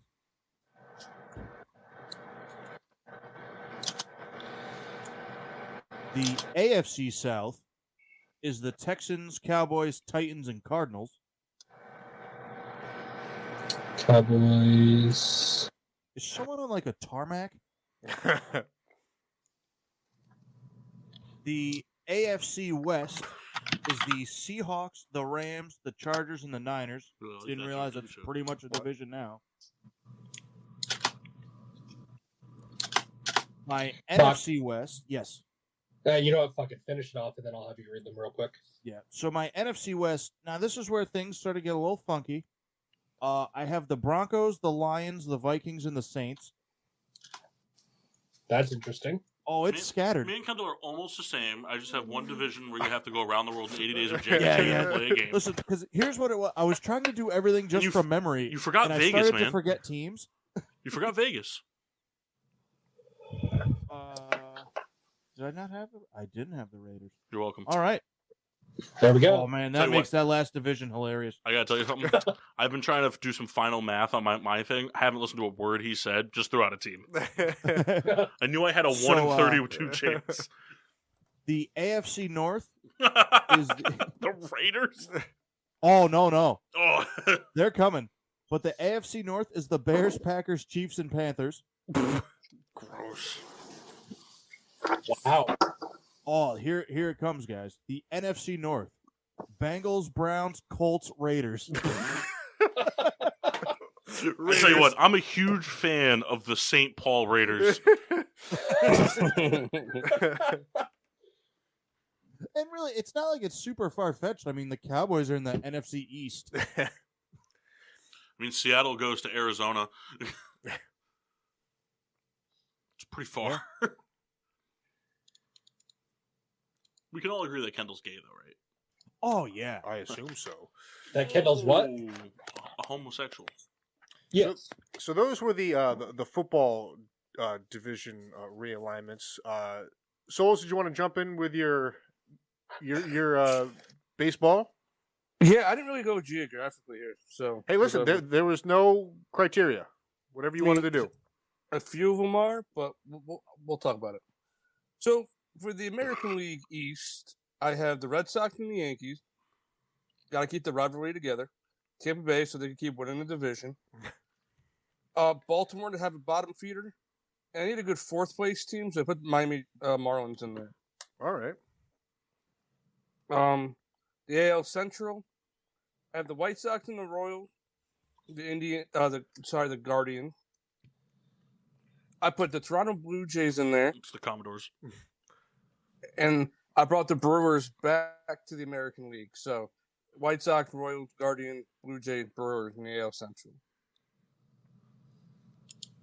The AL West, I really wanted to make this division pretty terrible. So I took Houston out of it. And put the So I have the Phillies in Texas. I have the Rangers, the Angels, the Mariners, the Athletics, and the Diamondbacks. Wow.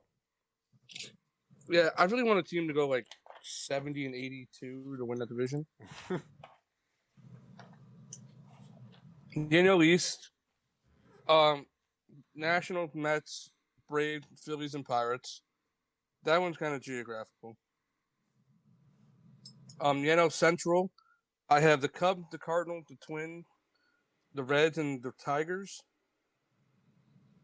And the NL West, I have the Giants, the Astros that brought them back to the NL, the Dodgers, the Padres, and the Rockies. I knew going into this I wanted to bring the NL West back to where it used to be. Yeah, the way it should be. Yeah, I think it's stupid that they're American League team. But whatever. I like your groupings. I like your NL East, including the Pirates. Well, yeah, geographically that makes the most sense. And I think you just wanted a team to pick on. Yeah, fuck the Marlins. Let them get beat up in the AL East. All And right. the NL Central, whatever. I just put 2 teams from the AL Central on there that nobody gives a shit about. Oh, they're fan bases. Well, nobody really gives a shit about the NL Central, so yeah. Go ahead. All right, and I believe the Riddler went another direction. Yeah, I went with hockey and basketball. Double down. Yeah. So hockey, I'm going to do a complete change. I'm going to keep it geographically, but I'm going to go with a complete change of the league. Okay. So what we're going to do is instead of doing our East versus West with 2 divisions of 8 teams, we're going to go East versus West with 4 divisions of 4 teams. Top person from each division makes it. The other 4 teams, it's a wild card seeding. Okay. So win your division and in, and then the next 4 best teams, regardless of division. So I have in the East,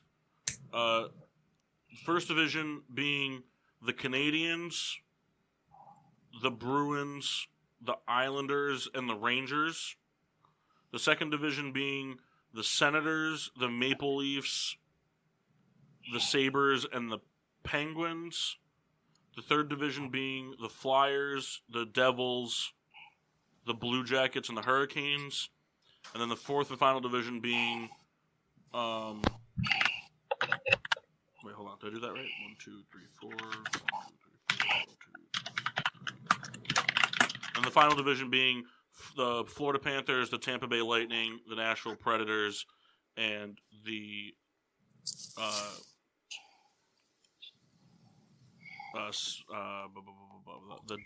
Dallas Stars. I put the Dallas Stars in it because they're kind of like in a wonky spot. That's good grouping. Yep, thanks. Then the West, I had the first division being the Red Wings, the Blues, the Blackhawks, and the Wild. The second division being the Jets, Oilers, Flames, and Avalanche. The third division being the Coyotes, the Knights, the Ducks, and the Kings. And then... Wait. The Avalanche? No. Sorry, the Avalanche, the Coyotes, the Knights... the Avalanche, the Coyotes, the Ducks, and the Kings. And the last one being the Knights, the Sharks, the Kraken, and the Canucks. So hockey's hard because it's just so bottlenecked in the Northeast. Yeah, a lot of teams. Yeah. And then it's like up in Canada, everything is just so like. Yeah, I mean, it would have been easier to do like Canucks, Kraken, Flames, and Oilers because they're all relatively close. But in your division system, is there a way to fit all the Canadian teams in one, or is there one over? You could. Yeah, you can't because 32 is not divisible by 6. There's 6 Canadian teams. Oh. I was thinking of doing something where all the original 6 teams are in a group together because they're all pretty close geographically. Because that would be the Blackhawks, the Red Wings, the Maple Leafs, the Canadiens, the Bruins, and the Rangers. So I was thinking about originally doing still 4 divisions of 8, but it would have required like. So if I had done it that way, it would have been Blackhawks, Red Wings, Maple Leafs, Senators, Canadiens, Bruins, Rangers, and like the Sabres, and then it would have been like the Blue Jackets, Penguins, Flyers, Devils, Islanders, Hurricanes. Blue Jackets, Penguins, Flyers, Devils, Islanders, Hurricanes, Panthers, and Lightning, and then like that would have been like I mean it just would have been like a little weird like because then it would have had to have been like Nashville, Dallas, Colorado, Vegas, San Jose. Like, you know, I mean, like, a lot of these teams travel, but, like, the Central Division currently as it stands is, like, the Blackhawks, the Blues, the Predators, the Stars, the Jets, the Wild. Like, they're all close enough. But, right. And then, yeah, all 4 divisions each have a division winner, and then the rest of the playoffs is the next 4 teams are just the best 4 wildcard teams. Suck it. You can all lick my ass. It's a good grouping. Thanks, man. Did you say you had NBA too, or? Yeah, NBA. I kind of did. No divisions. No, so yeah, get rid of the divisions. it's just going to be two East and West, 16 teams each, or 15 teams each. I'm moving.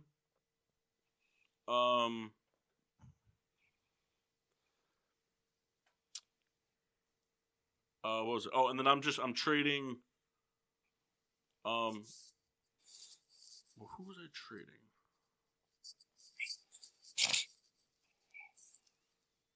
Sorry, I'm just thinking. The Lakers to the east and the Celtics to the west.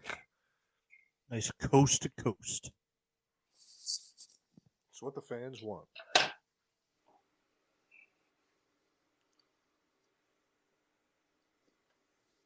What was I doing in this one? I forgot what I was doing.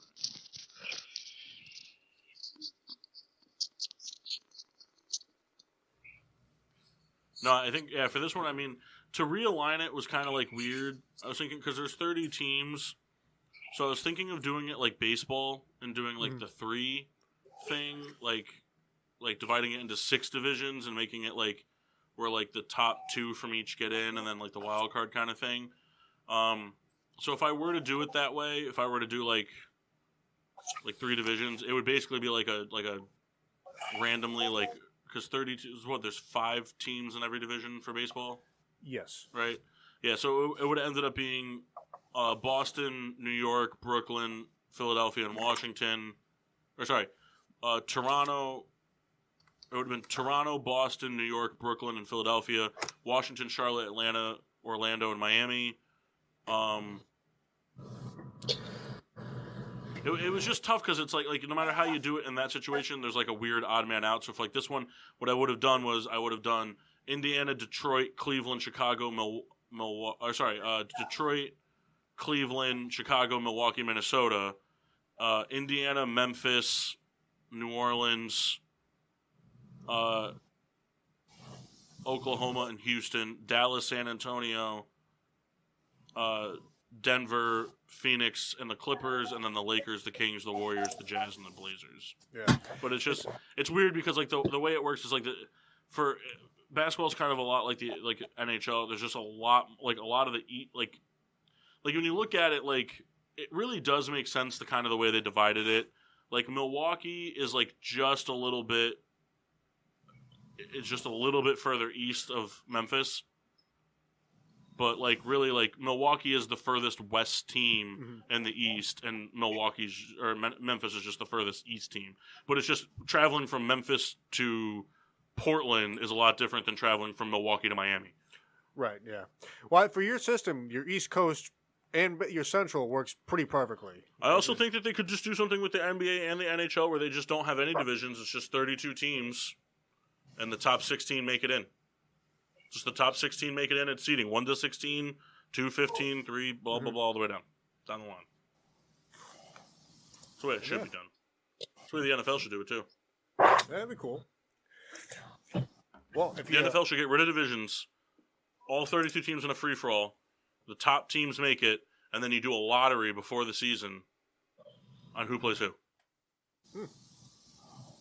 So I used to like this idea of just re-roll the divisions every year. See where you end up?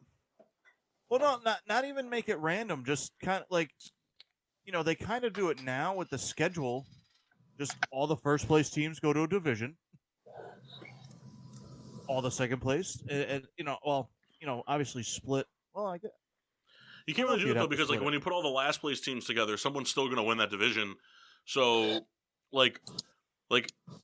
All of a sudden, like, okay, so, like, let's just say the Giants were, like, the winner of the loser division this year, and next year you get to go play the Chiefs and the Cincinnati Bengals, and it's like, and then that little 3-headed monster meme of who doesn't belong would be a whole season-long thing. Pretty much. I think the way the NFL should do it is they should just start it off as a 32-team bracket. Just go round for round? Just round for round. 32, 16, and 8 are all one game, and then 4 and 2 are a best of 3. I used to think, too, I thought this would be funny, like, when I was young. But, like, thinking Madden, every time you do a franchise, you do a big fantasy draft. Imagine if they did that every year. Man. What a mess. Well, I Who really gets to decide on the contracts at that point? That's the thing. No contracts. If you want to play, you sign for 1 year. what I think would be cool is I think if I would like to see a league. It doesn't matter which league, but I would like to see one of the leagues treat every year as if it were doing an expansion draft. So you sign contracts, you sign players to contracts, etc., things like that, just like normal. But at the end of the year, like the deadline, like when the league year starts for the NFL, a week before the deadline, you have to submit a list of the 27 players you're protecting, and then everybody else is up for grabs. Mm-hmm. Would be interesting, especially like when injuries come into play. Right. You gotta... Here's the deal: there is no NFL team that has more than 28 players that aren't expendable. There just isn't. Every team has a starter on offense and defense that's expendable. Every single one of them. Very true. Well, if you think you can put together a better division than us, shoot us a direct message. We'll tell you you're wrong. Mark will start a Twitter beef with you. Kind of segueing from that, we're going to move 5 teams. And we're going to give you a reason why. All right, I'll go first. Yeah. All right. This is going to cause me to have to realign some divisions that I did earlier. Listen, you can have that as part of this, or you can just, whatever you just want to see. I want to move Carolina back to Hartford. And then I want the Blackhawks in that division. And I want the Blackhawks to only play road games. No. Exclusively. I think it would be cool to see. I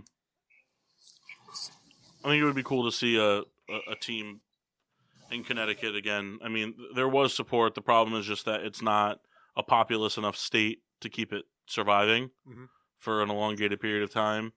I do think though that like with the abundance of surrounding NHL teams, that it, despite it would be like a lot of away fans, but it would keep the team supporting. That would be cool. I mean, it's interesting because, though like in our lifetime it like existed, it's like there's so much like nostalgia. Like the nostalgia was kind of what fuels the entire draw. It's almost like they're more famous now than they were when they were here. Yeah. And you think of all the stuff. Think of all the Whalers themed things just in Connecticut after the fact. Like the breweries have, beers named after it. You go to a restaurant, I'm going to get the Hartford Whalers hot dog. It's like so interesting. I got some stuff here. You guys can interrupt me whenever. I did some stuff I jotted down. The Ottawa Senators are going to move to Quebec. Oh. And the Phoenix Coyotes are going to move to Houston. Quebec is a great city. Great. I fucking hate Quebec. Great fishing in Quebec. Get this guy a fucking poppers. So I'm vying for the Sacramento Kings to move to Las Vegas.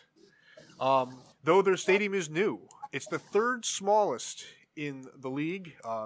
New location provides amenities for larger crowds. Fresh start for Sacramento has kind of been on a pretty medium swing for a while. And it seems as though Las Vegas is ready to, just bring in anything and throw any amount of money. Man, just Las Vegas, the home of the Kings, Knights, and Raiders. Oh, yeah. Make that part of the trifecta there. So that is a one there. Any thoughts?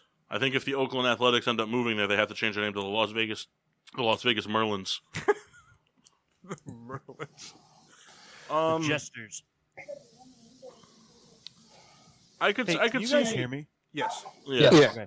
I could see an NBA team eventually ending up in Vegas, but I don't think it's Sacramento. I think it would be.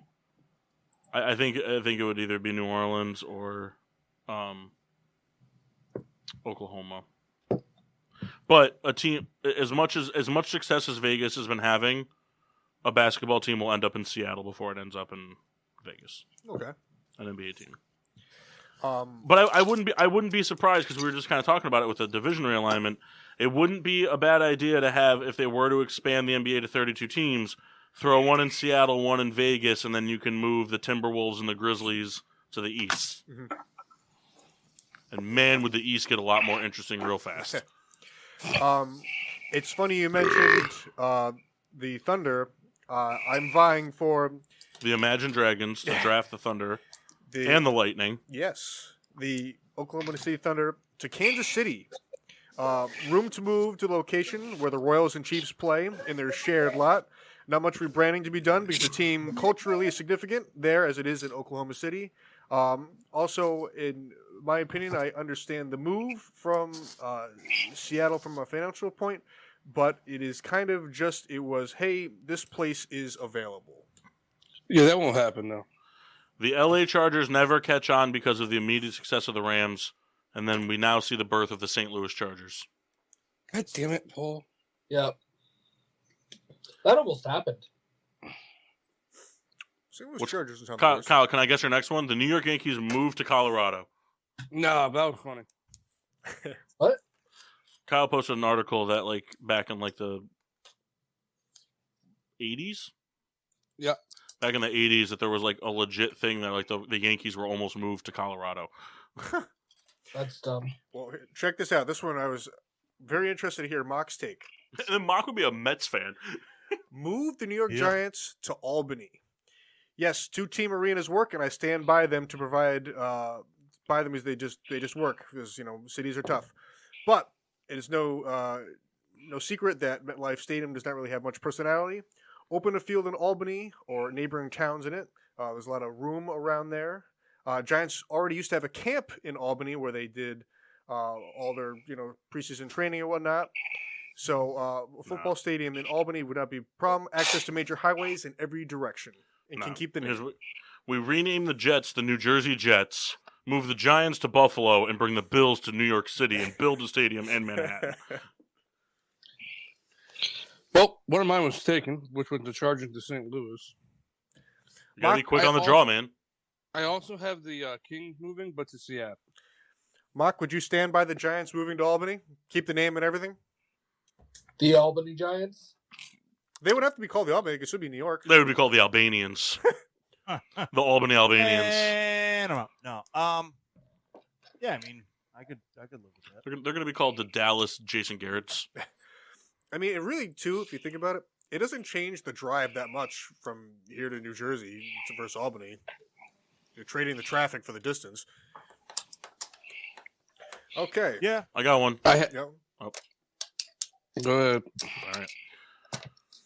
In the wake of the scuffle amongst the city and the organization, the Chicago Bears move out of Chicago to relocate or to move to the Arlington Heights place.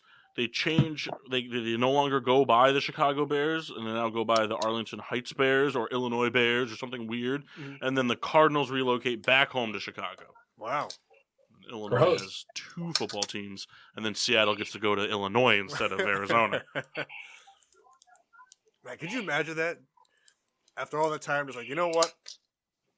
We're going to send both you back, and you're going to go a couple miles down the road. Oh, the Cleveland Browns go to Baltimore. Oh, wait. Souls? Kyle, you're doing a lot of weird throat breathing. Well, that's who was going to go. No, he said, oh, wait, because I said the Browns would move to the Baltimore Ravens spot. Yeah. Oh. Like, oh, wait, it already happened. I have the Athletics going to Vegas because Athletics can't get a field. Vegas has been a hot spot and would probably produce a good fan base for baseball. Then I also have Tampa Bay going to Montreal. Tampa Bay fan base is fucking atrocious. Their field is atrocious. People have been trying to get Montreal to have another baseball team. And it would probably become very popular back in Canada. So, Souls, here's a contrarian thing I have to that. Move the Toronto Blue Jays to Buffalo. Not because I'm anti-Canadian, not at all, but it does eliminate some travel red tape in Major League Sports. And really, they're only about 100 miles apart by road. They could share the same locale as Buffalo, who is also vying for an updated playing area. So the two could be a good partnership for the Orchard Park area of Buffalo, new stadium for Buffalo, as well as a shared complex next to them in the Blue Jays, kind of like the way Philadelphia does it down there. I think it would be good for the fan bases because it's not really not much of a trade. Yeah, but the fan base in Toronto way too big for the Blue Jays to move.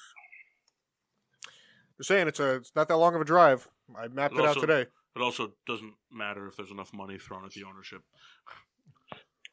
Hey, we'll give you all of this. But then my last one was Jacksonville to London. Yuck. Don't even tell us why. All right. No, tell us why. Well, if a team was going to move to London, it's Jacksonville. I don't think that's going to happen. It would really suck. Jacksonville's going to Mexico. They're going to be the Incan Jaguars. Or Mayan. Actually, both of those work. No, the Machu Picchu Jaguars. I got another one here. Move the Columbus Blue Jackets to Cincinnati. As the saying goes, a place like Columbus is just a point on the line. Though third biggest city in Ohio, it lacks much to be desired as a hotspot. Who wrote these? I did. Cleveland is home to 3 major sports teams, so does not need the add of a fourth. But moving to Cincinnati, it creates a third major sports team to be played in the Southwest Ohio. It kind of evens everything out. Fan bases already support that team, so the only logistical involved is perhaps adjusting the Cincinnati Cyclones to NHL specifications. Move the Raiders to Oakland. I would never stand by that. They would never play there. Not in a million years. San Diego. Nope, that would never happen. You show me one piece of evidence where either of those teams played there, and I'll tell you, you're right. And the Rams back to St. Louis. The Arizona Coyotes moved to Quebec to reintroduce the Quebec Nordics. That's a good name. It's a real team. Well, I would say it was a team that became... What? Were you saying that the Nordics became the... The Coyotes become the Nordics. The Coyotes move to Quebec, and they bring back the Nordics. Okay, I understand. Kind of like a Winnipeg, Atlanta, Winnipeg thing. Mm-hmm. Matt, you got any relocations? Yes. I'm going to take the Colorado Rockies and move them to Nashville. Wow. Any particular reason? Colorado's only been around since the 90s. I mean, they suck. Nashville's dying for a team. I don't necessarily think that the team is trying to get out of Colorado, but I think if we're going to take any team, be them or the Marlins. I'm going to take a team and move it to Nashville because that's a city that's just grown and grown and grown. Move the Detroit Lions to the Lost and Found.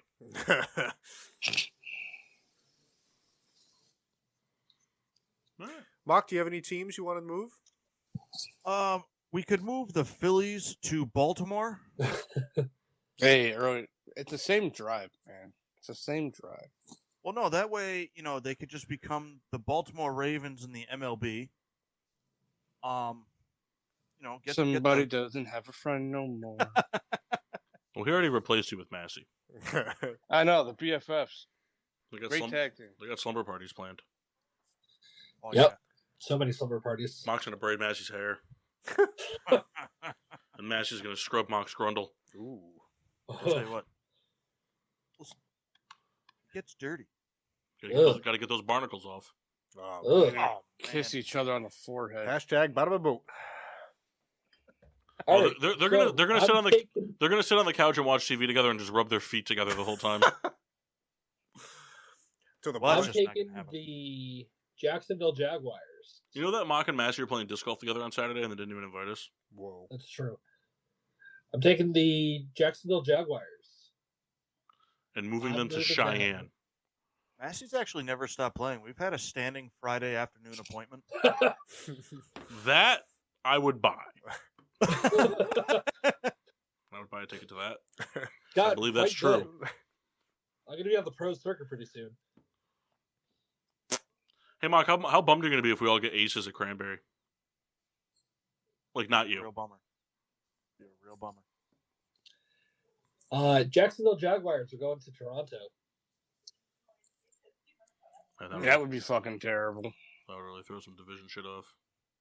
Oh, yeah. It'd be hysterical. I would love it. I don't know. Can they keep that name?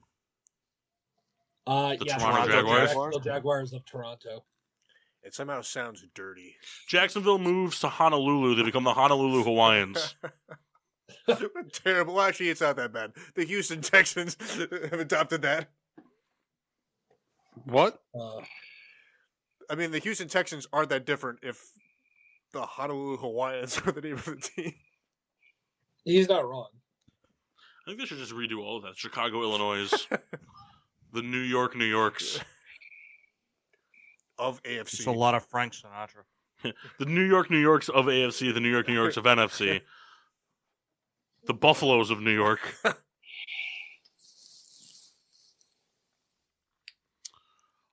Pittsburgh to Philly? Baseball, Just a football? swap? Huh? Baseball, football? Both. Wow. Making the Steagles. What if they met No, halfway? because the Eagles are going to Pittsburgh. Oh, You would love that, Kyle. It'd be so much shorter of a drive to go to football games. Fly, steel beams fly. Stupid.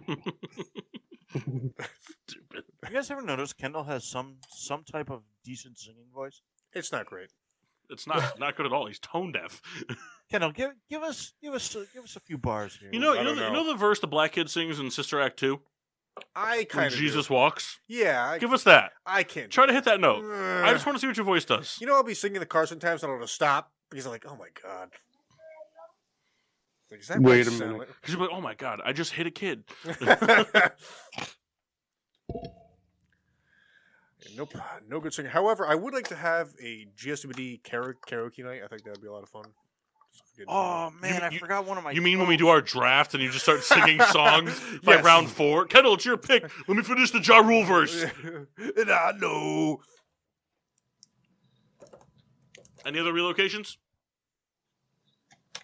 yeah, the NFL to the NHL. There we go. Man, could you imagine seeing fucking any of those fuckers try to ice skate? No shot. OBJ playing goalie for the. That's The the cool thing Canucks. about the NHL is that if they ever did like a all 4 sports, like they made like a team from each league to represent their league, and they had to play all 4 sports, and the winner like is the winner, the NHL would win. They got the edge all the way. Yeah, I mean they're already premier athletes, and they can do 4 things at once. Yeah. Half of the NFL has trouble figuring out if they have to come off the field or not when it's their time. That's right. You talking to me, coach? Wait, we can tie? Bless me. Thank you. That Okay, video Quentin makes me Williams. laugh so hard. So funny. Who was the guy that made that gross milkshake on the sidelines? What? There was some guy at the combine like 2 years ago that like made like he put like tuna fish and red Oh, Gatorade. I remember now. Oh, don't worry, Siri computer's on it. Was that a Bosa? Did one of the Bosas do No, that? it was an offensive lineman, I think. Oh, was it? Man. I'm just imagining that combo, and that kind of made me feel uncomfortable. Ben Barch. Oh, that so per- nobody. yeah. Hey, Mock, Yeah. well, would you hold on. rather I know think- that you're going to finish last in fantasy for the next 20 years, or have everything you eat and drink for 1 week taste like tuna fish? Oh man. What Only a was the week. first part? 3 weeks. What was the first part? He knows he's coming in last in fantasy, no matter what fantasy it is for the next 20 years, or for 3 weeks. Everything he eats and drinks tastes like tuna fish. Honestly, I think I'd have to do the 3 weeks because 20 years is just so long. I just would stop playing fantasy. yeah, not or doing it. there's that, but I just like it so much. I have no problem with that. I was actually looking the other day at like ways to save some money, and I was thinking like, oh man, if I downgrade to a flip phone, then I can't play fantasy. That could be my out. So you want to hear that protein shake recipe? Sure, go for it. Then we'll go to break. 7 scrambled eggs, a big tub of cottage cheese, some quick grits, some peanut butter, a banana, and some red Gatorade. Oh, no tuna fish. No tuna fish. Still, though, I mean, not an excellent shake. I don't care what you're going for. It's no good. Very high in protein. I'll give it to him. No good. You're gonna sit here and tell me you Okay, wouldn't try well- it if I made it? Oh, I'm having it. I'm just saying it's no good. You know what? I'm gonna bring my big Ninja blender. We're gonna make that at the show that we're recording remote on Sunday. We're gonna all try it. I'm in. Hey guys, guess I'm kind of busy Sunday afternoon. You know, in fact, we should go. Here's the deal: if you're not there to try it, I dump it on you every time I see you till you try it. every time we play disc golf, every show recording, Massey, if you don't come here, I know where you live. Hold on, what am I having to try? We're gonna make that protein shake on Sunday. And I have to drink it all?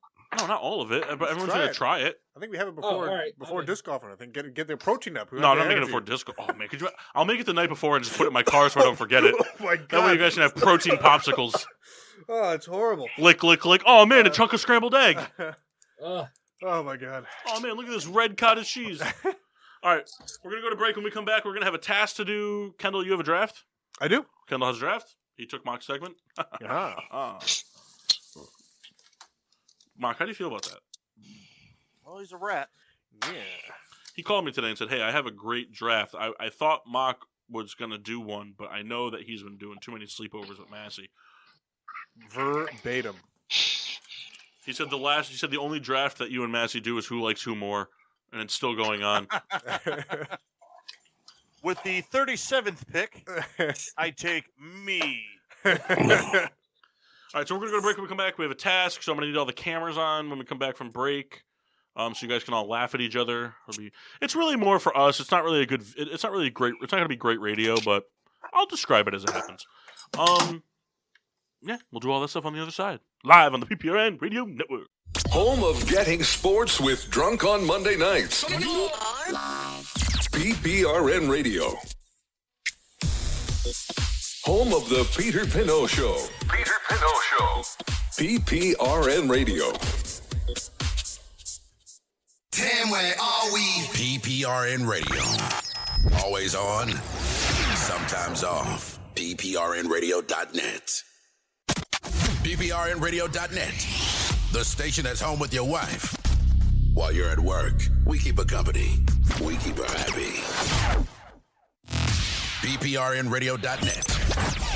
The most diverse playlist on the planet. 24/7, 365. Yes, your mama's station. Bringing that heat. And now, back to getting sports with Drunk on the PPRN Radio Network. Welcome back to Getting Sports with Drunk. I'm your hostess, Cupcake the Riddler, and I am joined by Poops. Yep. You. Can confirm. Hey, Kyle.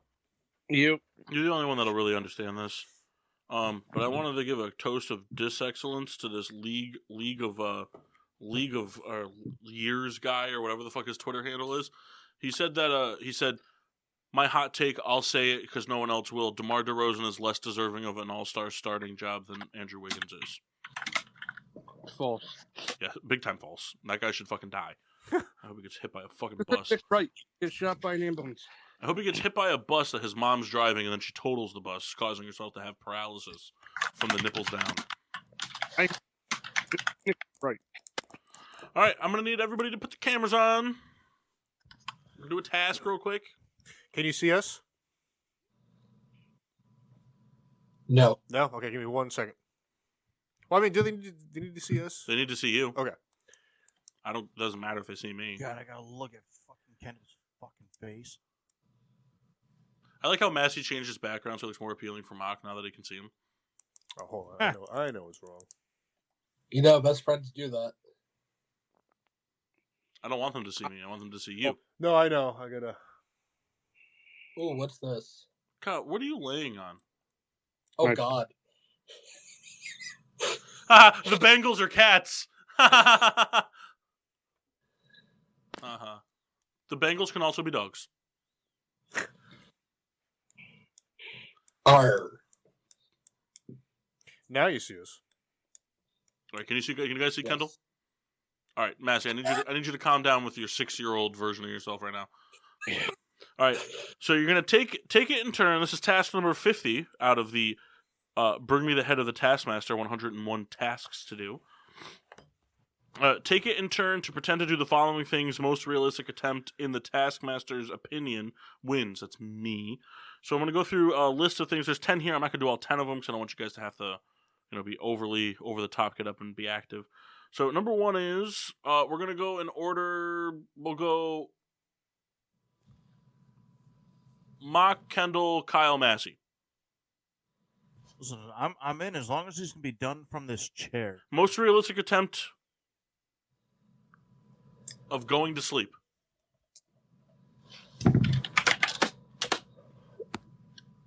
Hold on. I gotta turn this off. Okay. All right. So Mock just kind of like nose fucked the microphone and just closed his eyes, kind of like it. Kind of did like a lean forward. All right, Kendall, give me your most realistic going to sleep.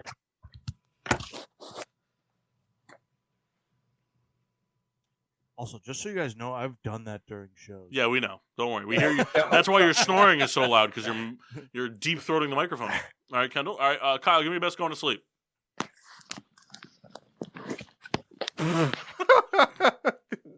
It was so aggressive. We lost Kyle for the night. All right. And Massey. Man, if there was ever time for a chair to break. Tell you what, imagine if Ashley came in and just frapped him during that moment. All right, I'll give you all a point for that one. All right.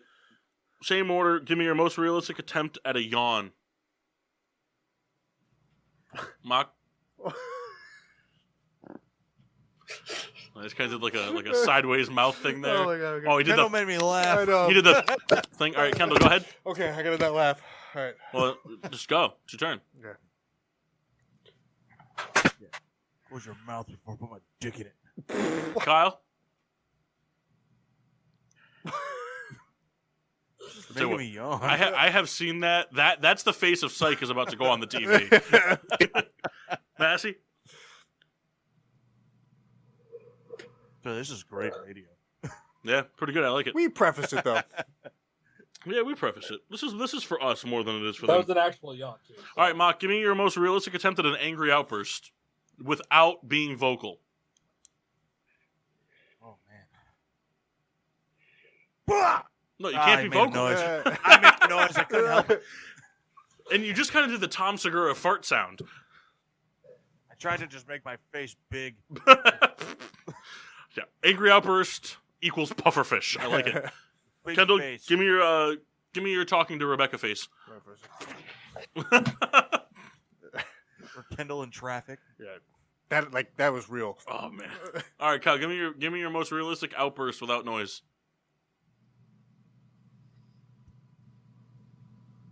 Kyle, do you know what an angry outburst is? I don't really have them very often. All right, and Massey? What? All right, give me a second on this one. I like to stand up. I was trying to slam the table like I was angry. Give Kendall and Massey points on that one. All right, give me your most realistic duck quack. Can I use my Same order? What did you say, Mark? Can I use my hand? Sure.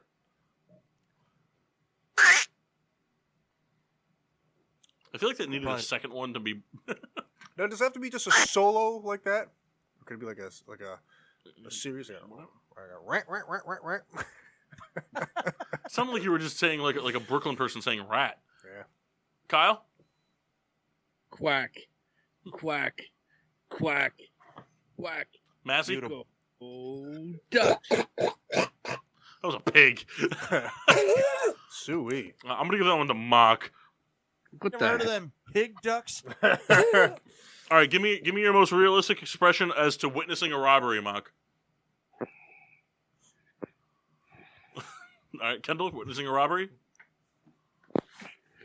Kyle?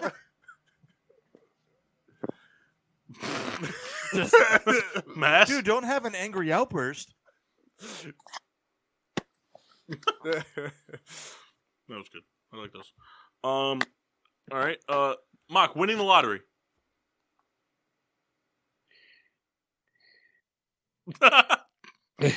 Kendall? All right. You guys actually may have seen this before. Yeah, that's usually during drunken stuff. Kyle? I feel like everything's an angry outburst, Kyle. Mass? I had this faces.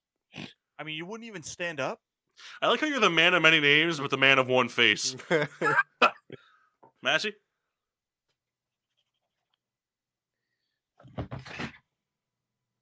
I tell you what, that's exactly how I think Jeff would do it. I got a shit. All right. All right, last one. Mock, Ready? Give me your most realistic attempt at putting something in an envelope, sealing it, writing the address, and buying stamps. Or sorry, not buying stamps, putting a stamp on it. I was gonna say I gotta go to the post office. All from the chair. All right. So you're putting something in the envelope, sealing it, writing the address, and putting stamps on it.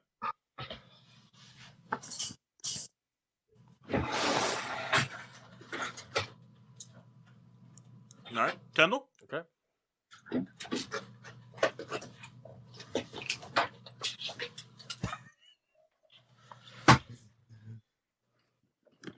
I tell you, this is very funny. This It's is by bad far the rated. dumbest thing we've done. Oh yeah.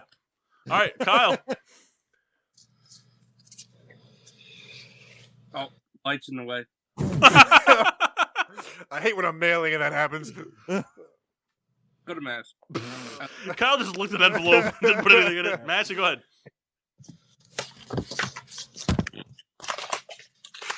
Oh man, this Yeah, guy, I knew he guy was brought getting a props. Guy brought Son of a props. bitch. Son of a bitch! I knew he was getting a prop. He has the actual envelope. Oh man, the writing noise, that was awesome. Ah, wasted an envelope. Nice going. All right, and last one, most realistic laugh. Mock, we're done with the yawn.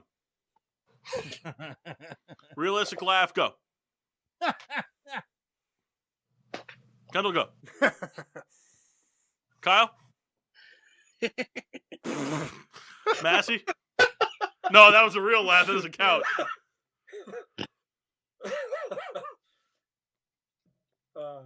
That's so fair. I had to go last. Massey, give us a laugh. I tell you, Massey can just start laughing at anything. Yeah, that was good. Massey wins this task. You did pretty good. There's your task. All right, so Kendall, let's get to this draft, and then I mean we kind of started a little late. We took kind of a long break, but that's all right. We do that from time to time. Let's do our draft so that we can be off by 11:15. All right. So for this draft, it's going to be kind of a duel. We're going to do all-encompassing. Oh man, we're gonna fucking fence. Bingo. I dibs on fencing, Massey. Oh, fuck. So if it fits both categories, Kyle? No, you and I are fencing, and we're gonna watch Clue while we do it. Okay, let's do this. could fit either Alright, category. Watching Blue's Clues. Which one? Steve. Nice. Oh, gee. Kendall kind of looks like the Asian Blues Clues guy. I don't know his name. Kendall. Nice. We're doing breakfast and brunch items across the board. We will decide if something is not fitting the criteria. I think you should just limit it to either breakfast or brunch. We got to do both. All right, Microsoft Excel. Let's go. All right. You gonna do a random generator I am. list thing? I am. You gonna like suck your own penis? Well, it's not out of the question. Oh my god, Pornhub. Da, da, da, da. Kendall Reed mounting compilation. 2 minutes. Oh, the first thing is a mailbox? Mike, you're frozen on mine. Oh, Yeah. Just let it go. come on, man. I wanted to see you. Yeah, my like Wi-Fi doesn't hold up well. Nice, I like it. I liked the first one better. The one that didn't work.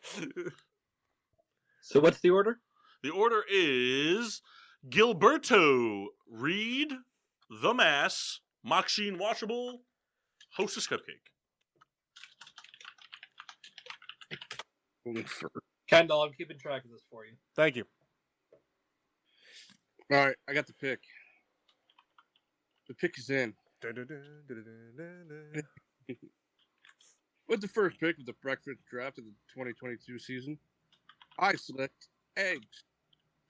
Well, how? How are they prepared? They got to be prepared. I feel like for eggs, you got to have like You a gotta specific You preparation. got to specify. You can't just take eggs. Eggs. Damn it. Well, what's your favorite egg? You don't have, or you can change your pick if you don't want to pick a specific type of egg.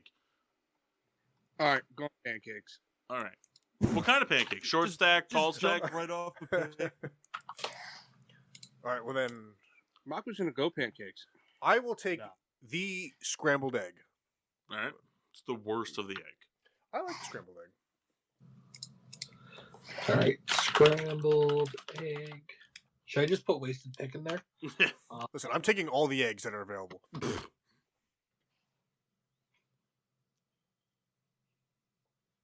French toast. Solid pick. Crack corn. He kind of cares. It's me. Yeah. Yep. All right. I'm gonna take the omelet. Egg white or regular? Not egg white. Are you fucking kidding me? Yeah, what does that guy root for Michigan State? Paul, back to back. Yeah, I'm going to take two super contradictory things here. I'm going to take the biscuits and gravy and the mimosa. Yeah, you know, Good pick.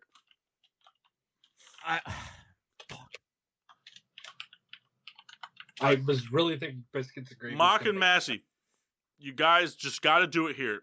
Bloody Mary's got to come off the board here, and breakfast martinis. breakfast martini. You don't think Kendall's made an egg yolk martini? Oh, I'm sure he has. Today. Kendall, if I cracked an egg inside of a beer, would you drink it? I think we've actually done that. Yeah, we have. Back to me here, right? Yeah. Yeah, I'm taking bacon.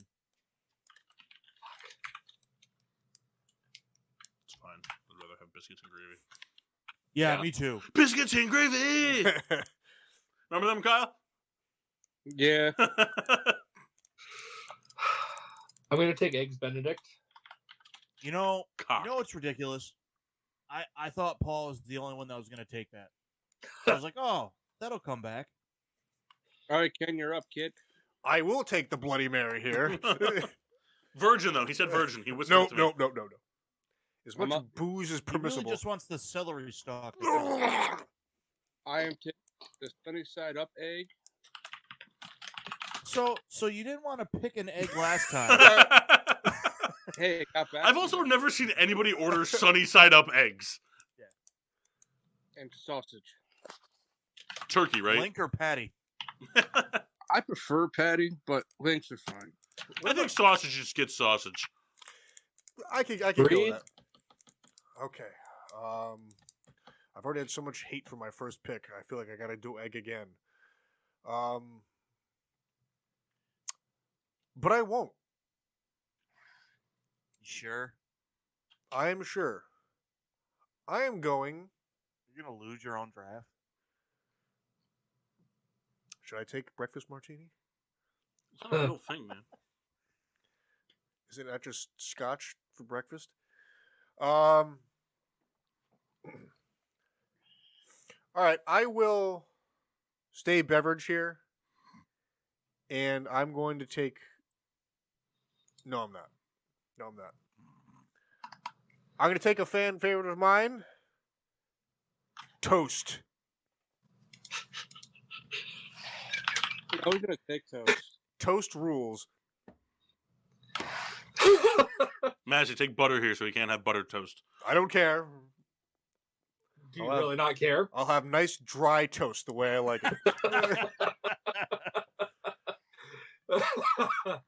Oh, that's very funny. But butter is a bonus, yes. I'm going to go ahead and take waffles. You can have. You are just ruining your day. How do you not like a good Belgian waffle? I didn't say that, but imagine eating waffles and French toast at the same time. Actually, there's a these at the same time. actually, I thought it was under. there's a I thought it was there's a under the restaurant idea that these are the only things you can have. there's a restaurant in Bridgeport that makes eggs Benedict. On one is on a Belgian waffle and one's on a sack of French toast. Perfect. Yeah, it's $12.99, and I have shit so hard so many times because of it. Where is this place? It's my hidden secret. You stay away. Oh. Will you take me blindfolded? Not to that place, but I will take you somewhere. All right. I'm Just just dips in hell. gonna drop you off at Mock's house. While you're on your way, bring that. Mock, you're up. Biscuits and gravy. Don't do it, man. Don't fucking do it, man. Don't you fucking do it. Ooh, daddy. I know what Mock's going to take here. Ooh, daddy.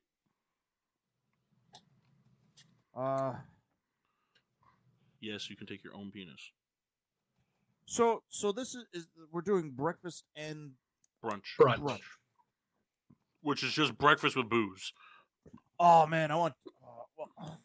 All right, I need a room vote. All right, what do you got? We'll take it to debate. I want chicken and waffles. I think that stands. I'm fine Nah, with it. waffles is already taken, man. Oh, that is a fair point, Mock. I think this I said I particular need a room vote. is a dish. Yeah, I'm torn. I say we give it to Mock. Of course you do, because you're best friend. I don't give a shit. So I got back to back. Yes, you do.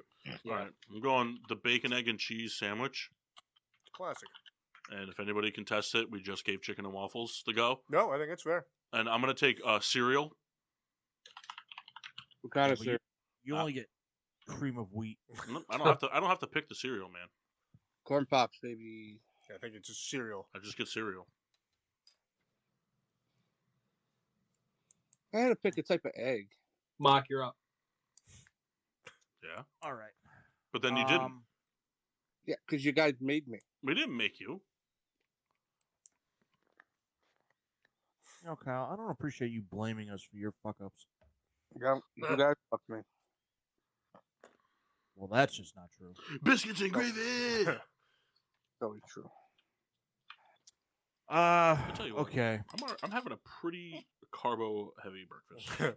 Oh, All right. I will have. Tell you what though, I think the best way to come down from a nice biscuits and gravy meal is a bowl of cereal. Cereal is so good. Mm-hmm. Like, it's probably in my near future.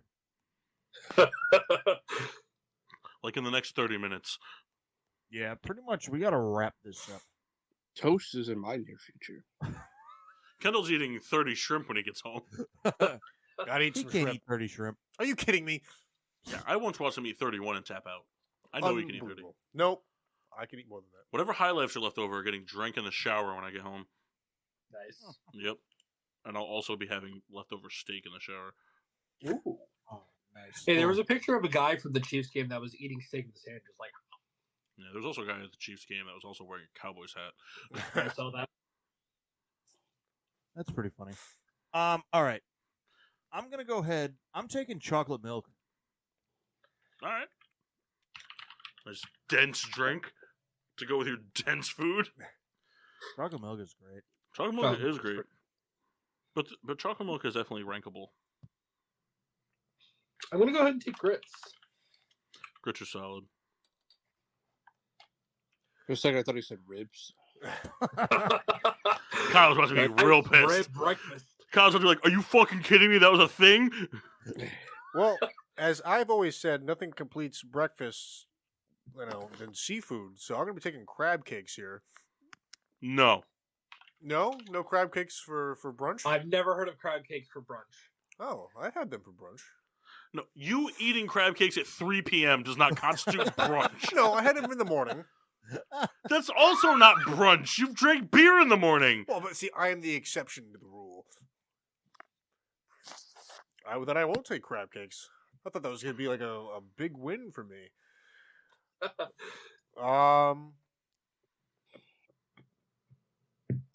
It also wouldn't be a big win for you. Oh, I like those.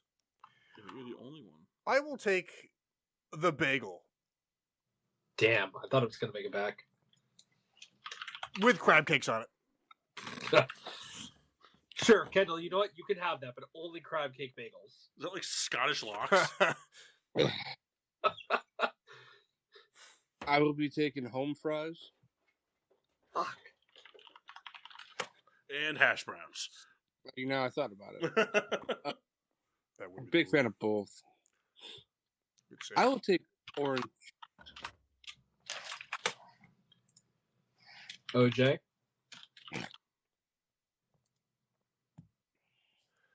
Okay, me. God, can I No, take? the other guy. I will take hash browns. That's not what I wanted you to take. Fuck you, Oh. Kendall. I'll take crab cakes then. You're getting crab cakes. What'd you think? Hash brown. Hmm. Well, hold on. I think there can be a distinction. No, I'm just kidding. We talking salted or unsalted? Peppered. Man, I need a minute now. Massey will take a whole onion here. Yeah, you never had the breakfast blooming onion? Oh my god, that's awesome. It's just a blooming onion, but with scrambled egg in it. All right, we're wrapping this up. We're going to make that now. Hold on. Because you might have just opened something up. What, the breakfast blooming onion? That's a game changer, Paul. I made that for the family on Sunday. Yesterday. I made that for breakfast, or Saturday, sorry, the snow day. I made a breakfast blooming onion. I thought it was like a thing. Well, it's going to be a thing from now on. So I bought a really big Vidia onion, and I cut it like you would for a bloomin' onion, and then in like a Dutch oven, like I battered it and stuff, and then fried it like you would a bloomin' onion, and then in between the petals, I put scrambled eggs, bacon, sausage, and cheese and hash browns, and then maple syrup is like the dipping sauce. That sounds amazing. I mean, and it opens up the avenue for me to take the breakfast turkey leg with my next pick. There is no last pick. You're done. Oh man, I don't get 2 picks? Nope, this is the last one. Fuck, how am I ever going to decide? I'm going to go with the cinnamon roll here. Oh, gross. I like them. We know. Mock. There's a reason why you're saved as Pillsbury Doughboy in Mock's phone. It's not because he pokes your belly. No. Parentheses BFF. It's because he eats your rolls. Hey-o. You know, I don't like that at all. that was a line cross. I'm taking the English muffin. Mock loves putting his icing on your rolls. Listen, I'm more okay with that than the other thing you said. Roll. Is it me now? Yes, take the fruit bowl. The assorted fruit, please. Man, I'm so torn now.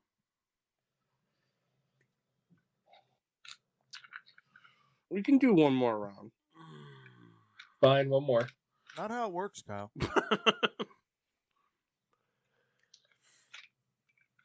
All right, I'm going to take the breakfast burrito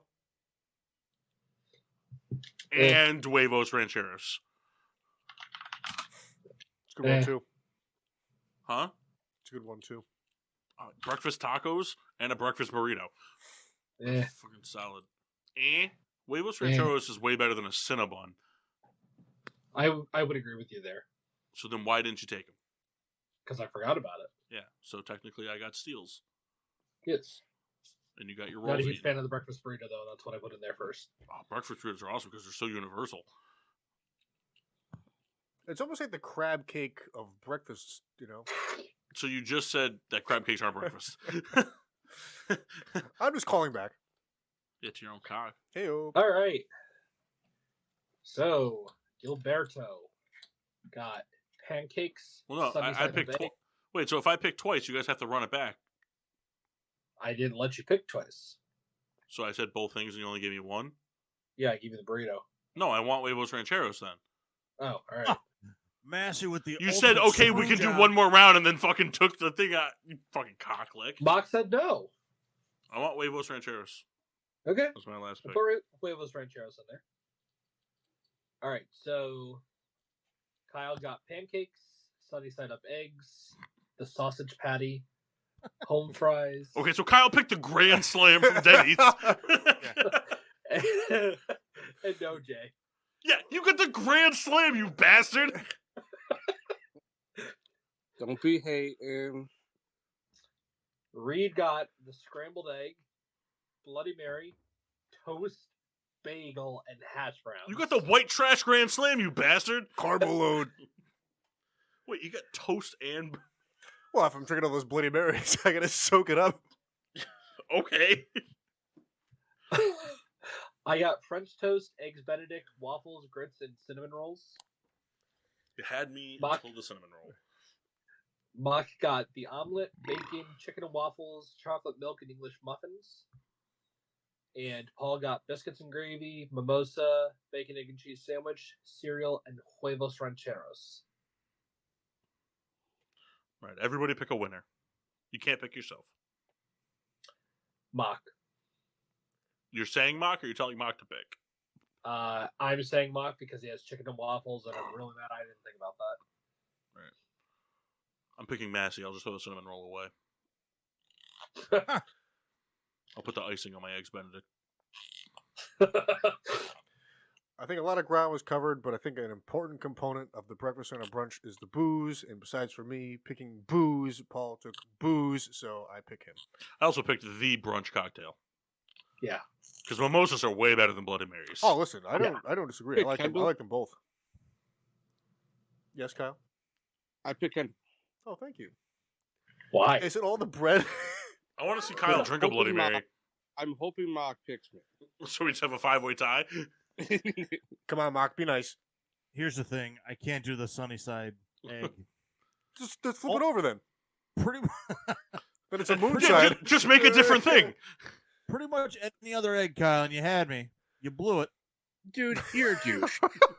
You blew it. And kid. you blew it early. I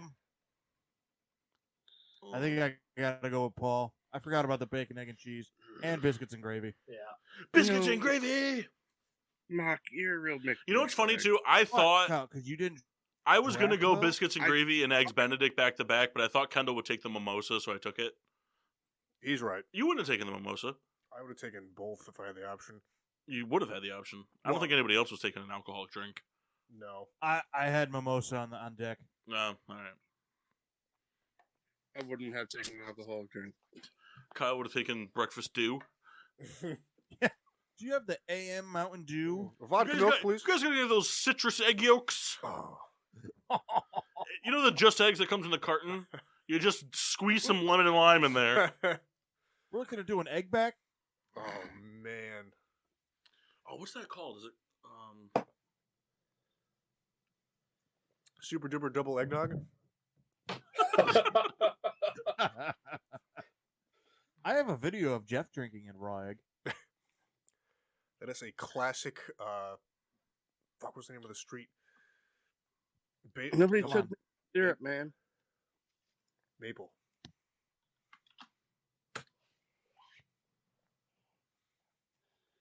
Eating our stuff dry. Yeah, we didn't really include a lot of condiments in here. Butter, syrup, jams, jellies, crab cake. Peanut butter. I mean, So, I guess. Would you? I got the So breakfast here's the burrito thing: so I like can the get last sauce on couple it. brunches I've gone to offered prime rib. Really? I didn't think you guys would let that fly. I wouldn't have let it fly. No. Yeah, I didn't think so. I mean, can we go to that brunch though? Oh. Hey, so since Kendall's going to be home, do you guys want me to make some really ridiculous shots for him to try? Yeah. Yes. Kendall, do you want to try the prairie oyster? Oh, I love the sound of it already. Wait, it's not going to anyone's butthole, right? No, it's Come on. so I have all these things at home. It's black pepper, green Tabasco, red Tabasco, Worcestershire vodka, and a quail egg. Wow. Yeah, I'll give that a shot. Say that all again? Green Tabasco, red Tabasco, black pepper, Worcestershire vodka, and a quail egg. I have all those things at I'd home. try it. I mean, what an unnecessary shot. I tell you what, I might have to you guys might have an emergency phone call for me one weekend coming up in the next, we'll call it 2 months from now. You guys might get an emergency phone call that I need you guys all to come over for breakfast. Why? Because I have been thinking about it for 8 months, and I finally pulled the trigger and I bought an ostrich egg. A what? An ostrich egg. That's cool. Oh God. I'm Yeah, in. it's coming in. It's coming in a week, or I mean, in a month. And I bought it from a breed of ostrich that apparently the eggs laid are about the equivalent of 36 chicken eggs. So what are you making? Big egg. How are you preparing said egg? Oh, one egg Benedict, of course. Nice. Yeah, I'm- Sunny, baby. Can you imagine a big sheet? How are you going to get a pot big enough to do that? I have a pot big enough to do that. What are you putting in a Dutch oven? No, a pot. I have a sauce pot, like a real sauce pot, like a 30-quart sauce pot. Is it going to be wide enough for it? So Yeah. much egg. Yeah, I'm gonna need you guys' help big time. How are you gonna get it out? I tell you what, though, part of me does want to cook it like sunny side up and then just put a straw right in the yolk and just suck it out. You're so rich. What a mess. It wouldn't be a mess at all. I think we should hard boil it. It takes 7 hours to hard boil it. Wow. And then when you slice it like a piece of cake, what do you do? Low and slow. Baby. You also need to use like a hammer and a chisel to break it open. Yeah. Oh man, let's get it. Egg toss. You know what I should do? I should raise up all the ingredients and make a fucking cake. Okay, you need 2 eggs to make a cake. This is 36. So I'm just really quickly just gonna make 18 cakes, but in one cake. I think I'm just gonna put it in the toaster oven. Crock pot it. I'll crock pot cook it. Wow, there you go. Just slow cook an egg for 4 days. It'll really get a nice crust on the outside. If you made like a frittata. Hey, there you go. Nelly? Yeah. Good call. There you go. Kendall. Yes. What does PPRN have lined up this week? Well, let me tell you. The Peter Pino Show returns this Wednesday at 7:30. Koyorama, Sundays at 2. Friday Night Delight, one of Mike Rotolla's many shows on the network. He and his wife Jess do a show on Friday night at 5. Getting Sports with Drunk, Mondays at 8 p.m. The Gray Area with Aaron Kinnard, Tuesdays at 8 p.m. Hell Effin' Yeah is live Tuesdays at 2, and a replay of the previous week's show at noon. It's the Boo Show, Thursdays at 7, and every other Saturday is Mixtape Saturday. This previous weekend was Mixtape Saturday, so stay tuned for the upcoming lineups. Mark, where can they find us? Be sure to find us on Facebook and Instagram at Getting Sports with Drunk.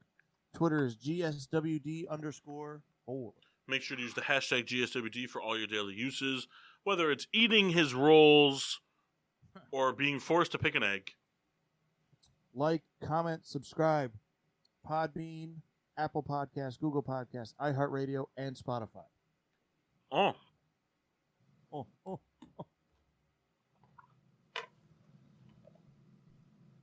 Beer reviews? Kyle? I forgot what it was called. You had Sloop Green Island, Tropical IPA.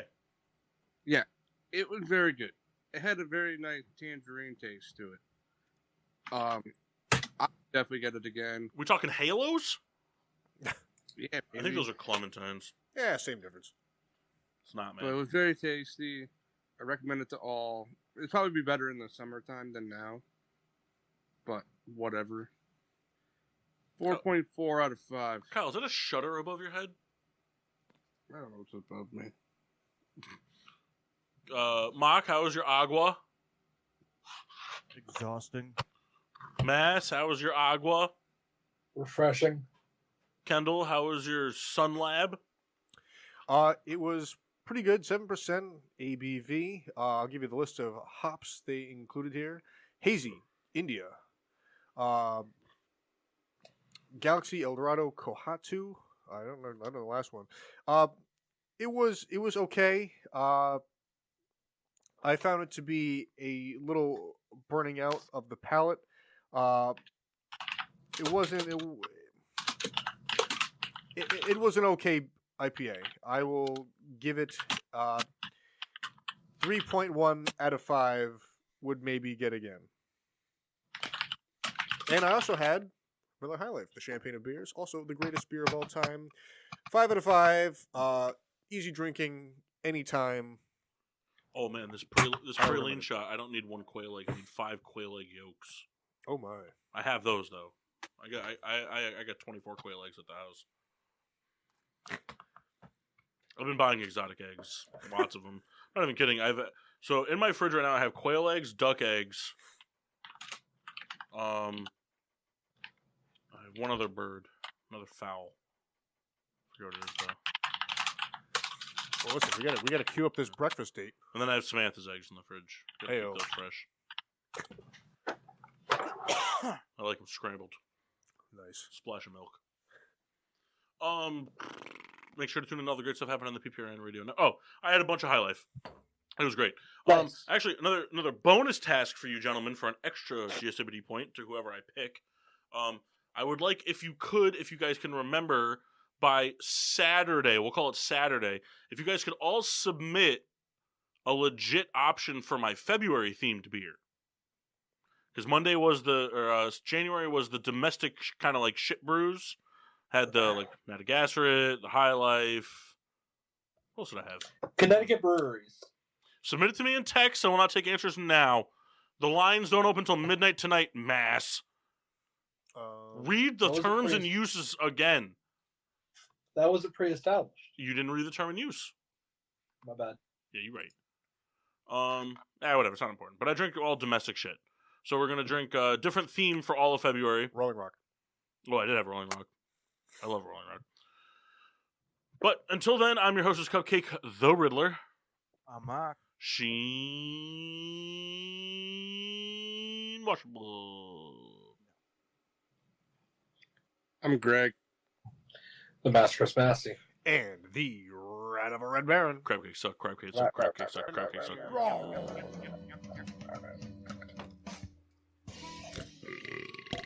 Yeah. Oh, I gotta stand up my